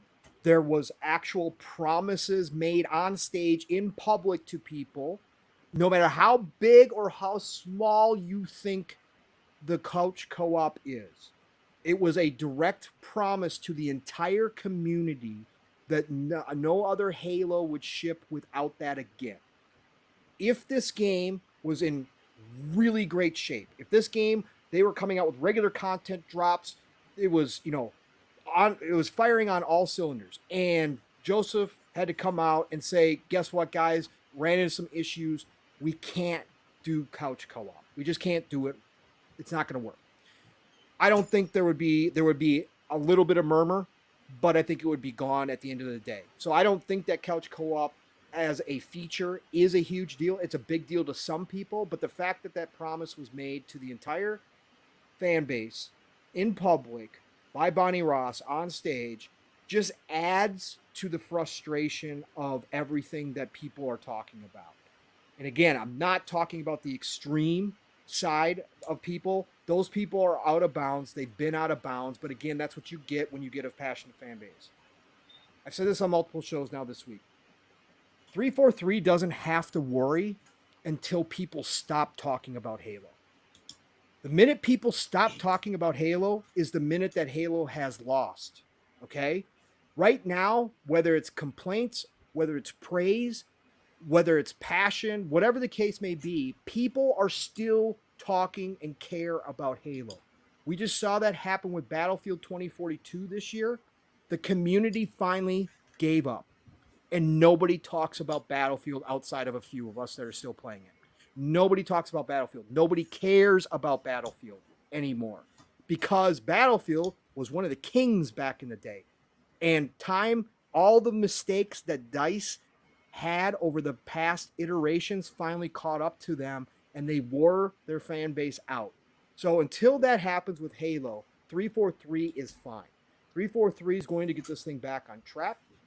343, Joseph Agreed. Staten, you can already tell Joseph Staten has taken a front and center position since he got there. And he is now the face of 343. He is always there when they're doing videos, when they're doing the talks. He is the person in charge now. Now he's undoing the knots, putting out the fires internally, getting things straight, getting things set back up again so that they can get on a regular content drop kind of roll. And that's the goal here with any games as a service. They know that. Again, this is 2022. They didn't try to reinvent the wheel. I love how people say, yeah, but they're doing something brand new. Well, no, they're not. They might be doing something brand new for Halo, but they're not doing anything brand new in this industry. People have shown them the roadmap to success. Any developer right now, you could go talk to a small developer and ask them what a game as a service needs for success, and they will tell you regular content drops. That's not any top secret kind of, great knowledge that you don't have everywhere. Everybody knows that now. And 343 knows that. But they've got to get everything fixed so that they can get that process down so that it is a science. Right now, they're busy fixing a lot of stuff that they probably never planned on having to fix, but it has happened. They've got to get the game stable. They've got to fix the desync issues. Those things need to be addressed. Once you get the game into a very stable position, it still plays great. I'm not going to sit here and tell you it doesn't play great. It plays great. But when you have Halo, there's a different expectation for it. And again, 343 gets the heat because it has a different expectation, sometimes very unfairly, but they also get more leeway than a lot of franchises would get in the same scenario. And so it's both, a good thing and a bad thing. But they need to get the thing stable. Once they get it stable, once they can get on a regular roadmap, once they can stop coming out and saying, yeah, that roadmap we told you last time, yeah, that ain't going to work so much anymore. We got to move it again. Once they stop doing that, this community is going to be here. The Halo fans are going to come back. People are going to stream it. And a big part of it that's coming up real soon, coming November, when it does finally launch, is that Forge beta. The Forge beta we can have the discussion of whether or not it's fair to lean on your community to create things, but we've seen other companies have huge success with this. Bethesda created the creation engine for this purpose to make it very easy for the community to do mods. It has been great for all of their games. They have hired people out of their own fan base to come work at Bethesda. If they make this Forge and it's everything that we see that it is right now with all the examples we have out there, this Forge is a game changer. This Forge is going to create so much content. Now, 343 on the back end, they do have to get a custom playlist together for the Forge maps. They have to allow you to search for the Forge creations, and they have to get that. They said it's not going to be there right away, but they understand that they do need to put that in place. That has to get there because you have to be able to have a way to find all these great things that people are making in the community. But if you look at what they are dropping, those 2 new maps in the winter season were created in Forge by 343. Those maps look nothing like the old Forge maps that we used to get. These maps look like highly developed maps that you've seen from internal teams. And that's the tools they're directly giving to the community. We've already seen what the community has done with the Forge as it is right now. Dude, and it's crazy. not even complete. We saw AT-ATs from Star Wars created. We saw Mario Kart Racer being put into Halo. They now have the turtle shells working in this game, okay? This is the stuff that we're going to have, and it's only limited right now to the amount of people that are being able to work with it. Wait until they open this up. The community is going to flock back to play some of these amazing pieces of content that come from their own fans, their own fellow fans. And that's going to start a renaissance. And as long as 343 can now start to get a pace going, a good pace, a stable pace with their own drops, that will reinvigorate the community once again. They will all come back, and it's only a matter of time. Again, I'm not the doom and gloom. I think the criticism is fair. I think that nobody was out of line when talking about some of the things that we saw from the outside looking in. I think that's all fair game. You don't have to be a developer to understand when there's something wrong. Okay, you don't have to be that. Obviously, you can see it, and we were right about a lot of it. And again, they've admitted as much as far as how they've handled this. They have been transparent about that. Right, they've been very transparent. They do have to get some of their messaging down a little bit better. Mav complained about this on Xbox Ultimate. Their messaging still focuses too much on things that they claim are priorities or pillars. They call them the pillars. The pillars aren't necessarily interesting to the community, the fans. They should really focus on what they're doing to fix the game, not about, hey, we got to fix, we want to make this a safe, inclusive place to play, Halo, blah, blah, blah. Like, that's great, but the community doesn't want to hear that right now. The community wants to hear, hey, we're fixing the desync and we're getting on it, right? That's what they want to hear. So I think some of the messaging, they got to be a little bit better. But overall, they're doing okay. But I again, the criticism is fair.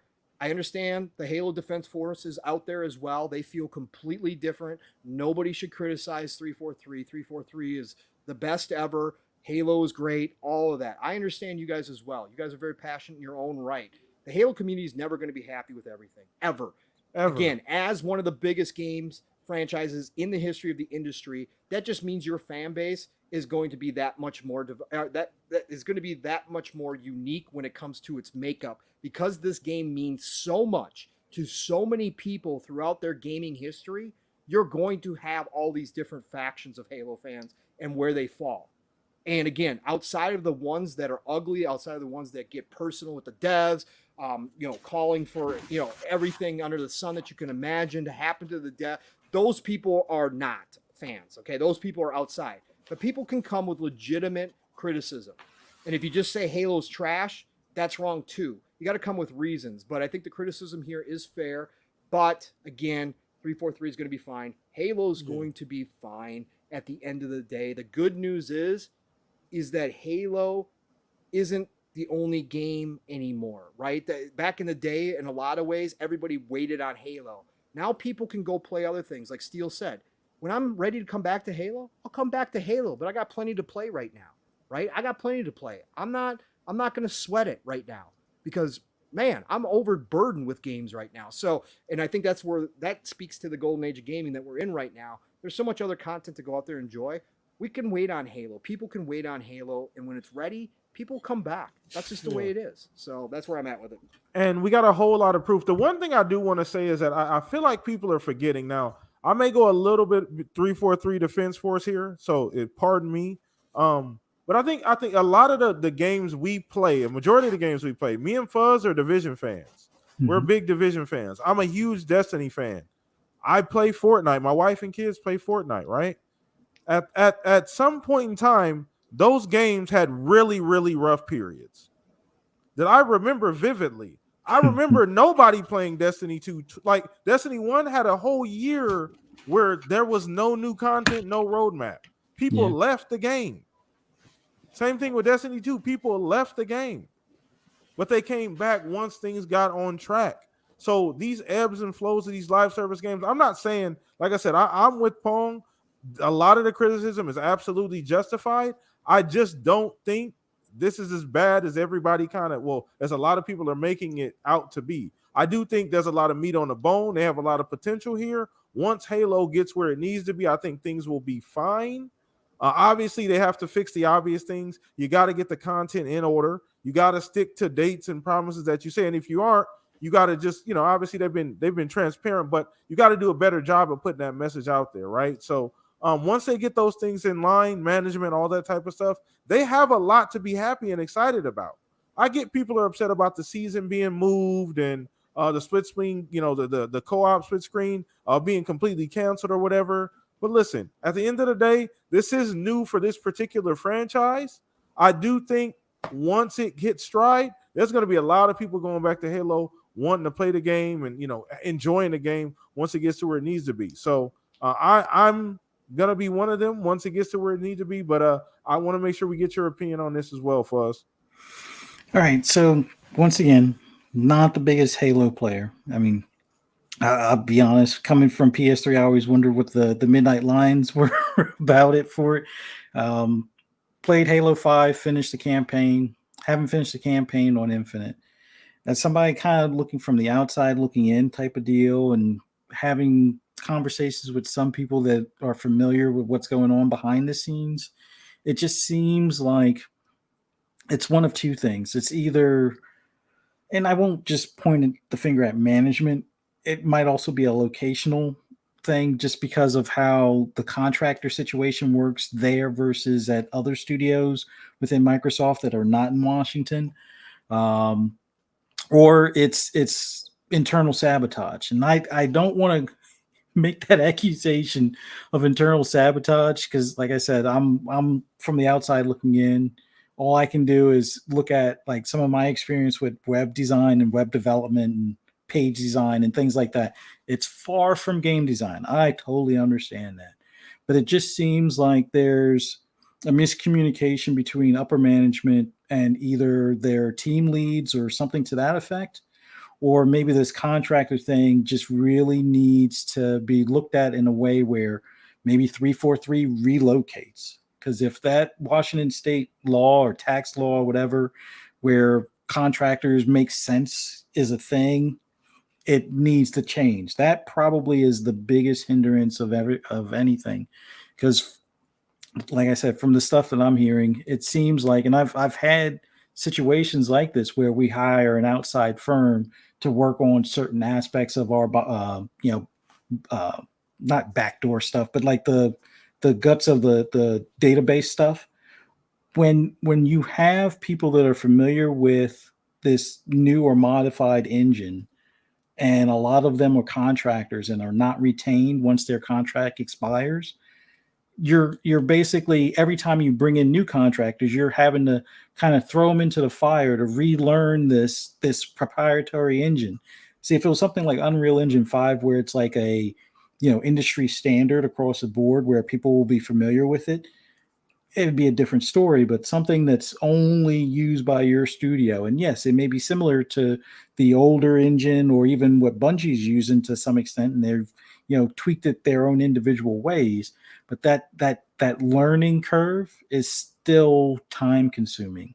And it sounds like things are actually going to get worse than this 10-month season before it even gets better. So yes, Forge coming, that should be a definite blessing. And for all intents and purposes, give that the scrutiny, because that's going to be the stepping stone to the direction things are going to continue from there. And I think that will show that there is real work being done, and stuff that is progressing, when that is in the hands of gamers. But I think the big thing now is either messaging needs to adjust, or they need to kind of go radio silent on some things. Yes, I understand the whole split screen deal, the promise made on stage. You try not to give absolutisms on something that is that far in the future, because things can change. Unfortunately, that statement was made, and it may not have been addressed in enough time to kind of negate some of the flack that they're going to get for it. Is split screen working currently through glitches? Sure. But do they need those resources in other areas? Probably. And it's something that they can probably come back to. But instead of promising that they'll eventually get to it, which, that'll always be held over their head, it's probably better for them to say it's on hold, or it's shelved for now, or, dare say the word canceled. Until they can get a lot of the other fires put out, type of deal, and then kind of either backtrack or return to that. But do they deserve the smoke to some extent? I would say so, because I've looked at like Playground for some of the stuff that they've done with splitting the team between Fable and Horizon. And I'll be honest, I've put Horizon down for the longest time because of the, I won't say the ineptness, but there was some like rookie mistakes made during that. And like I said, I'm not a programmer, but I know when you're working on code and you re-push code that was previously fixed because you didn't have management make sure that the ones that are working on patches fix the stuff, or updated what they're working on to the most current version. I've seen that happen too many times, and I've had to fix it and stay 12-hour shifts to make sure it gets fixed. And when I see it occur multiple times and I call them out for it, and then I haven't seen it since, but it's that's the type of stuff that makes me put a game down for a long period of time, because going back to it and to have the same thing pop up again and again, it just gets so frustrating to the point where it's like, I don't even want to bother with the game anymore until they get their act together. But I understand, with that team being split on two different projects, or the initial team being split and then growing either team in certain directions, can definitely be a little bit of a bumpy road. And to my understanding, it looks like 343 is probably going through something similar, because I know even a lot of people pointed out, hey, Master Chief Collection's still getting updates. Why not just take those people and put them on Infinite? And it's not quite that simple, because the people that are going to be working on the Master Chief Collection stuff are the ones that are familiar with that version of the engine. Since it's going to be different than the current SIP space that's used for Infinite, once again, it would just be like, all right, you could throw more bodies at something, but it doesn't necessarily fix the problem, because if those bodies are familiar with a different engine, they're not really going to be as useful as ones that are going to be specifically trained in this engine. But I would say be prepared for more bad news or more delays coming down the road. Be happy with what you get with Forge, and hope that the community grasps hold to that and uses it to its fullest. And that will probably give you a better look at what to expect in the future. But be prepared for more delays. Like, I'm not saying that season 4 is going to get delayed or be extended, but be prepared for it at this point until they are able to get a lot of the engine related stuff kind of resolved, whether it be the desync or other issues. Just be prepared for some more disappointing news, but look at the highlights, the silver lining being Forge, being co-op, and things along those lines. And hopefully that'll get you through it. And if it doesn't, there should be plenty more games to play within Game Pass. And it's not that I'm taking the stance of like, what do they call that? Damage controlling or anything like that by any means. But for what it is, it's probably better not to be frustrated and play something different than to keep on banging your head against the wall, because us complaining on Twitter, I mean, the devs already know. They know everything that is wrong with it, and they if they haven't already seen it on social media a week ago or a month ago or even a year ago, it doesn't change things or make things any better at this point in time.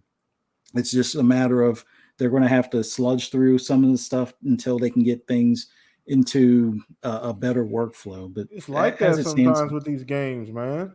Like yeah, it like this. That's pretty standard for these. These. I just once again, I hope it can weather that storm with everything going on now. The thing that's really good for Xbox as a whole is that they have a lot of stuff. They have a lot of oh yeah, games. They got a lot of studios, so people are gonna have other stuff to talk about. There's gonna be other stuff coming out. So it hmm, might give Halo a bit of a reprieve because there's going to be other things happening, right? Got oh so much yeah, stuff happening in 2023 that people probably aren't going to be too concerned with that. But I still think Halo. It's not an anthem. We're not an anthem yet. no, Like far from that. we're not. I understand people are frustrated and people saying the brand is damaged, and I get it. Like I said, I agree with a lot of you guys about the messaging and the management. I will not argue at all. But we're not anthem yet. We're not there No, yet, people. we're We're we're not there yet. more at like the dropping of Destiny 1, going with Destiny 2, and then waiting for what was it, Forsaken, or Yeah. Yeah, so there was content drought. People act like they forget, man. Like there was content droughts. Like people were leaving the game by the thousands. And mhm, now it never got to that like super duper low point where people forgot about it. But yeah. this is just kind of the ebb and flow of these service games, and you got to be able to weather the storm. And content is king. The content has to be there. So we'll see as the content comes out how the community responds. Yeah, no, but I would say for the most part, it give it a year. Like let's look back at it a year. A lot of this anger and disappointment will probably be long forgotten. Heck, by November, I would say a good bit of it will probably be forgotten for the fact that you know Forge will be in our hands, and I think that will be like kind of like what Pong and you had said earlier. That'll be the thing that people are going to focus on and spend the most time in. Nobody's Probably talking moving about forward. it, and it's so cool. It's such a cool feature. Nobody's even bringing it up. I mean, I get all this shit's going on, and people are disappointed. But Hmm. dude, please don't let Forge get buried. Like Forge is a Nah. man. That thing is amazing. From all intents and purposes, you look like you're able to just create just about anything. Hmm.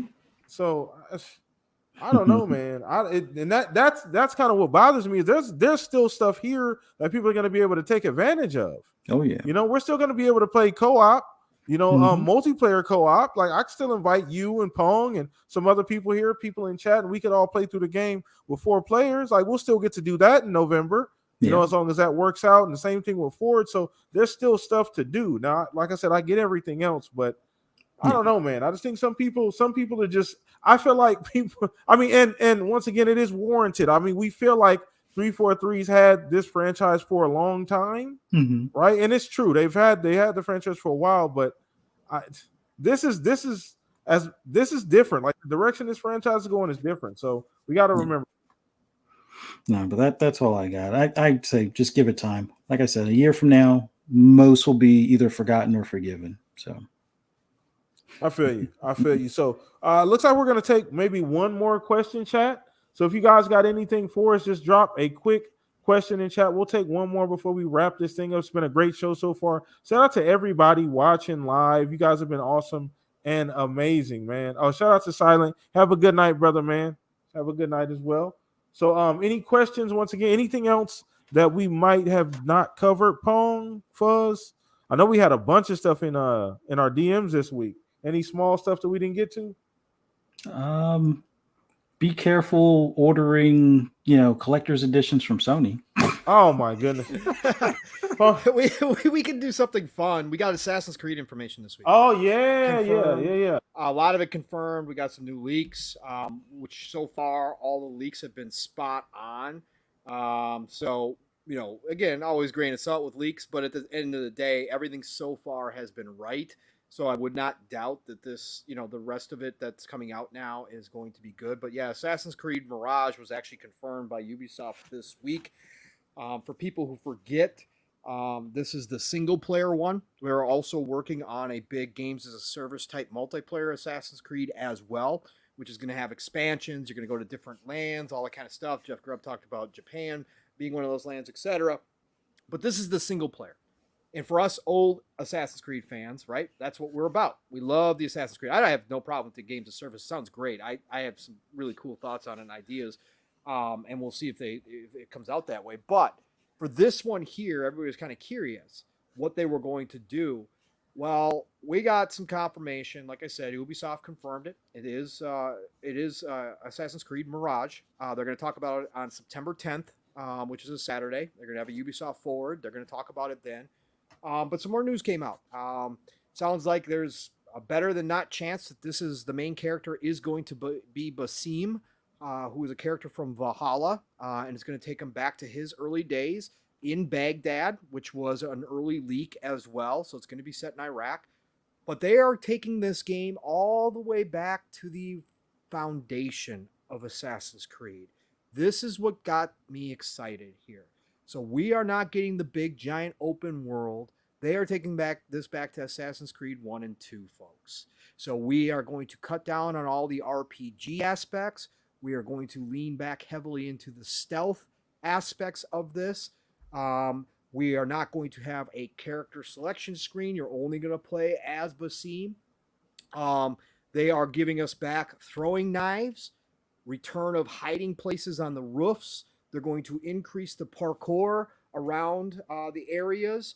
Tons of NPCs on the streets. So we're going to have the crowd stealth like we used to, which was always awesome.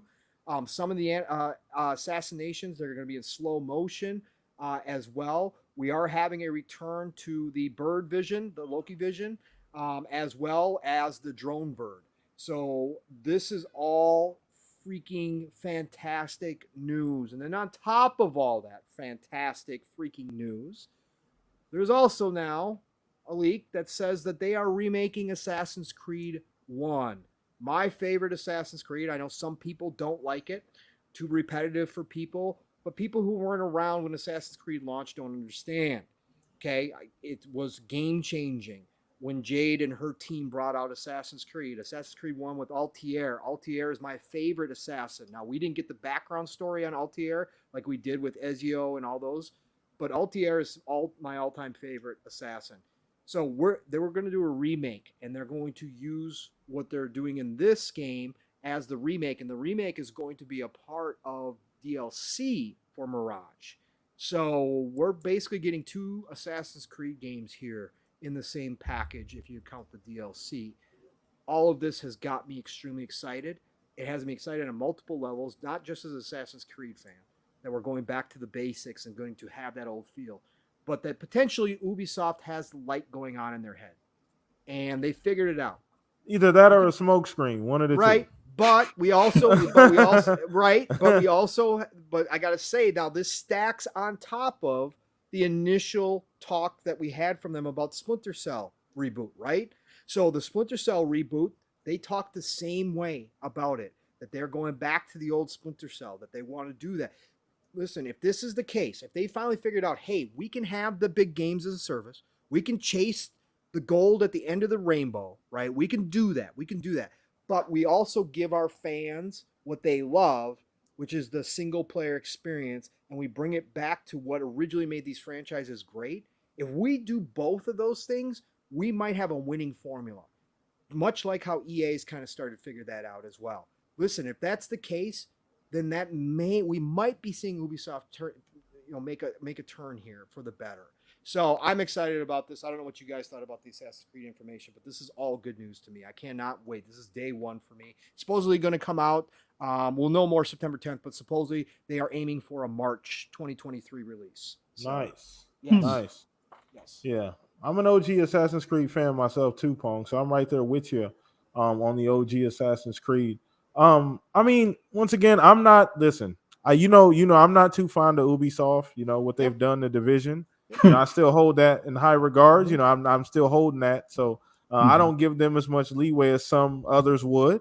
But I am excited for them to, maybe go back to the roots a little bit and try it out. Now, the one thing I do worry about is that even though this might be them going back to their roots, has it been too long has that time passed? You know what I mean? Like, has there been too much time in between? You know, are enough people are going to recognize that change and want to go back and play, you know, this different style of Assassin's Creed game? But that remains to be seen, right? We'll Yeah, see when the game comes out. we'll So, have updated um, controls and movement and stuff. yeah. So that's going to definitely, it'll be for this now 2022, right? So it is going to have some of that. But I think so. I think watch the single player is going to be a big hit for them. Watch, it's I going to be hope, like and I hope so. And it's going to be I'm like Jedi definitely, Fallen Order for EA. I think I this is hope going to so. show Hope so, Ubisoft the yeah. way. Yeah, I absolutely hope so. So, Fuzz, I don't know where you at on that. I mean, for me, I kind of prefer the RPG style ones that they're doing now, but for me, I still prefer Origins over Odyssey and Valhalla. Although I do like some of the animations for Valhalla as far as the dismemberment aspect. It's almost like if they could do a better blend between the last three that they've done and possibly go with more of the stuff. Like one of the things I did like in Unity was walking amongst the crowds, because even though they still have that in Valhalla, it doesn't quite feel the same as far as being able to, you know, assassinate somebody or take out one of the bad guys and then kind of get lost without having to always break sight as far as turning corners or going over obstacles and things like that. So it'd be nice to see what not really a reboot, but like a remake of the original one is like with With the new modern tech, controls. yeah, with Yeah. the new tech and the new hardware, it's going to be great. But I still kind of like the newer stuff, but they just need to either condense the world or condense the storyline. Don't make it kind of like a rinse and repeat of, oh, well, clear this base and clear that base, and it's almost the same approach each time. I mean, you can approach them differently, but make it so it's almost like, all right, the preferred way to approach this one because it's on high ground is this way, or this one it's better to come from a water approach or come up through the the stronghold or something like that from the basement or something along those lines. But it's kind of cool. I'm looking forward to Ubisoft's event this month. I think what is it supposed to be the 9th or something that they have that I have to. The 10th. the 10th. Okay, Yeah, so that's the big thing because I still want to hear about Heartland. Where the hell is Heartland by now? Dude, It's tell like, me come about it. on. I mean, I know they canceled the whole, what was it? Ghost Recon deal that they were going to do, but I'm hoping Heartland is still at least in development. And if they've changed their vision to make it where it's like almost like what you were saying before, just make it an add-on or a fast travel location on the map type of thing. I just want to hear something about it, Yeah, that or at would be great. least some more updates other than like season 10 and beyond for the division. Like, come on, this is another bread and butter for you that you're just kind of letting turn into like stale toast right now. So that's all I got. All right. Well, I think we're going to go ahead and wrap things up on that one. Now, that was some additional questions, and I'll try and save them for next week because that was a great question, Focus. Shout out to you. But we're going to go ahead and wrap this thing up, man. You guys have been awesome and amazing. Another weekend in the books, another episode in the books, man. So I want to go ahead and give a quick shout out to everybody that was in chat, hanging out with us, giving us that energy, giving us questions. Everybody just, hanging out, having fun. Shout out to you guys showing up, showing out every single week. Also, I'm going to go ahead and throw this over to my compatriots here. We'll start with you, Fuzz. Mm-hmm. Man, great show as usual, brother. Let everybody know where they can hit you up at. Well, always enjoy talking games with you guys, and just hanging out for the most part. It's always fun being with you guys on Saturday night. But for anybody that just wants to hear my endless rambling on anything gaming, just follow me on Twitter at fuzzy_Belvedere. You can also catch me on FSP on Mondays, 10 p.m. Eastern Standard Time on Fun Speculations channel. Breakfast with Boom, 10 a.m. Eastern Standard Time on Friday mornings on Double Barrel Gaming channel. And, on Fun Speculations channel at 9 p.m. Eastern Standard Time Friday night on Xbox Ultimate with Pong and the family over at FSP. And then right back here with you guys on the Shop Podcast, 9 p.m. Or at least 9 p.m. until time change here on Saturday nights on PTK's channel. Thank you guys for coming out. Appreciate you, Fuzz, every single week, man, bringing that smoothness to the show, man. You guys know where to follow Fuzz at. Follow him on Twitter. That's where you're going to be able to keep up with all the different shows that he takes part in, the times, everywhere he's located at. So shout out to you, Fuzz. Once again, chat, I appreciate you guys. We're going to throw this over to the battery of the Shop Podcast, Mr. Pong Soul. Another great week in the books, brother. Keeping this thing going. Got so much more stuff going on for the rest of this year, man. But great show indeed, man. Let everybody know where they can catch up with you at. Awesome. And Fuzz, we don't have to worry about time change anymore, brother. Remember I heard about that. I wasn't sure. It's permanent. Yeah. Yeah, I heard it's permanent. We're on the same time we're gonna be on now forever. Really? Yeah. Yeah. I thought that wasn't until next year. I thought it didn't start. I thought it was instantaneous. I thought that was starting this year. That was the last time change that we did. Maybe we'll have to look that up. But I thought it was this year. I thought it was done. Oh, I'll be fine with that. No, great show, brothers. This is awesome. Great conversations. Again, a lot going on this week. It started out with some nice little topics and everything kind of be like, okay, we just got done. We just got done with some big shows and Gamescom and all that kind of stuff, and not much going on. Thursday hits, and here we are, man. The world explodes, and we got conversations everywhere. It's crazy, but that's why we love doing this, and that's why I love coming here and hearing my brothers on the Shop Podcast talk about this stuff, and get those different perspectives. And Chad, appreciate you all for coming in, and obviously being a part of this as well. We don't do it without you, so nothing but love and respect to everybody out there. But otherwise, you know the drill. Nice long weekend this weekend. In fact, I took an extra day next week, so I've got a 4-day weekend, so I'm looking forward to this. I hope anybody else who has the extra long weekend enjoys it. But you can find me Pong Soul on Xbox, Pong Soul on Twitter. Obviously coming up, I will be on Xbox Factor Podcast this Tuesday because I have the day off, so I am going to join the crew over there for one of my rare appearances these days. But it's always a great time on Double Barrel Gaming. Mr. Boomstick is one of the best in the community, and so you got to be there. All good things green. Tuesday, 12 p.m. Eastern, 11 o'clock Central Time. And then, of course, Thursdays is PM in the PM, Pong and Mav in the PM over on Fun Speculations channel. We've got, actually, normally it's a two-man crew with just me and Mav, but Mav's got guests lined up for the next 3 weeks. Some big guests, and it's going to start this week with our brother from another Psychonauts, who's going to be taking a short break from podcasting as he got some stuff to do, but he's going to end it on our show for a bit.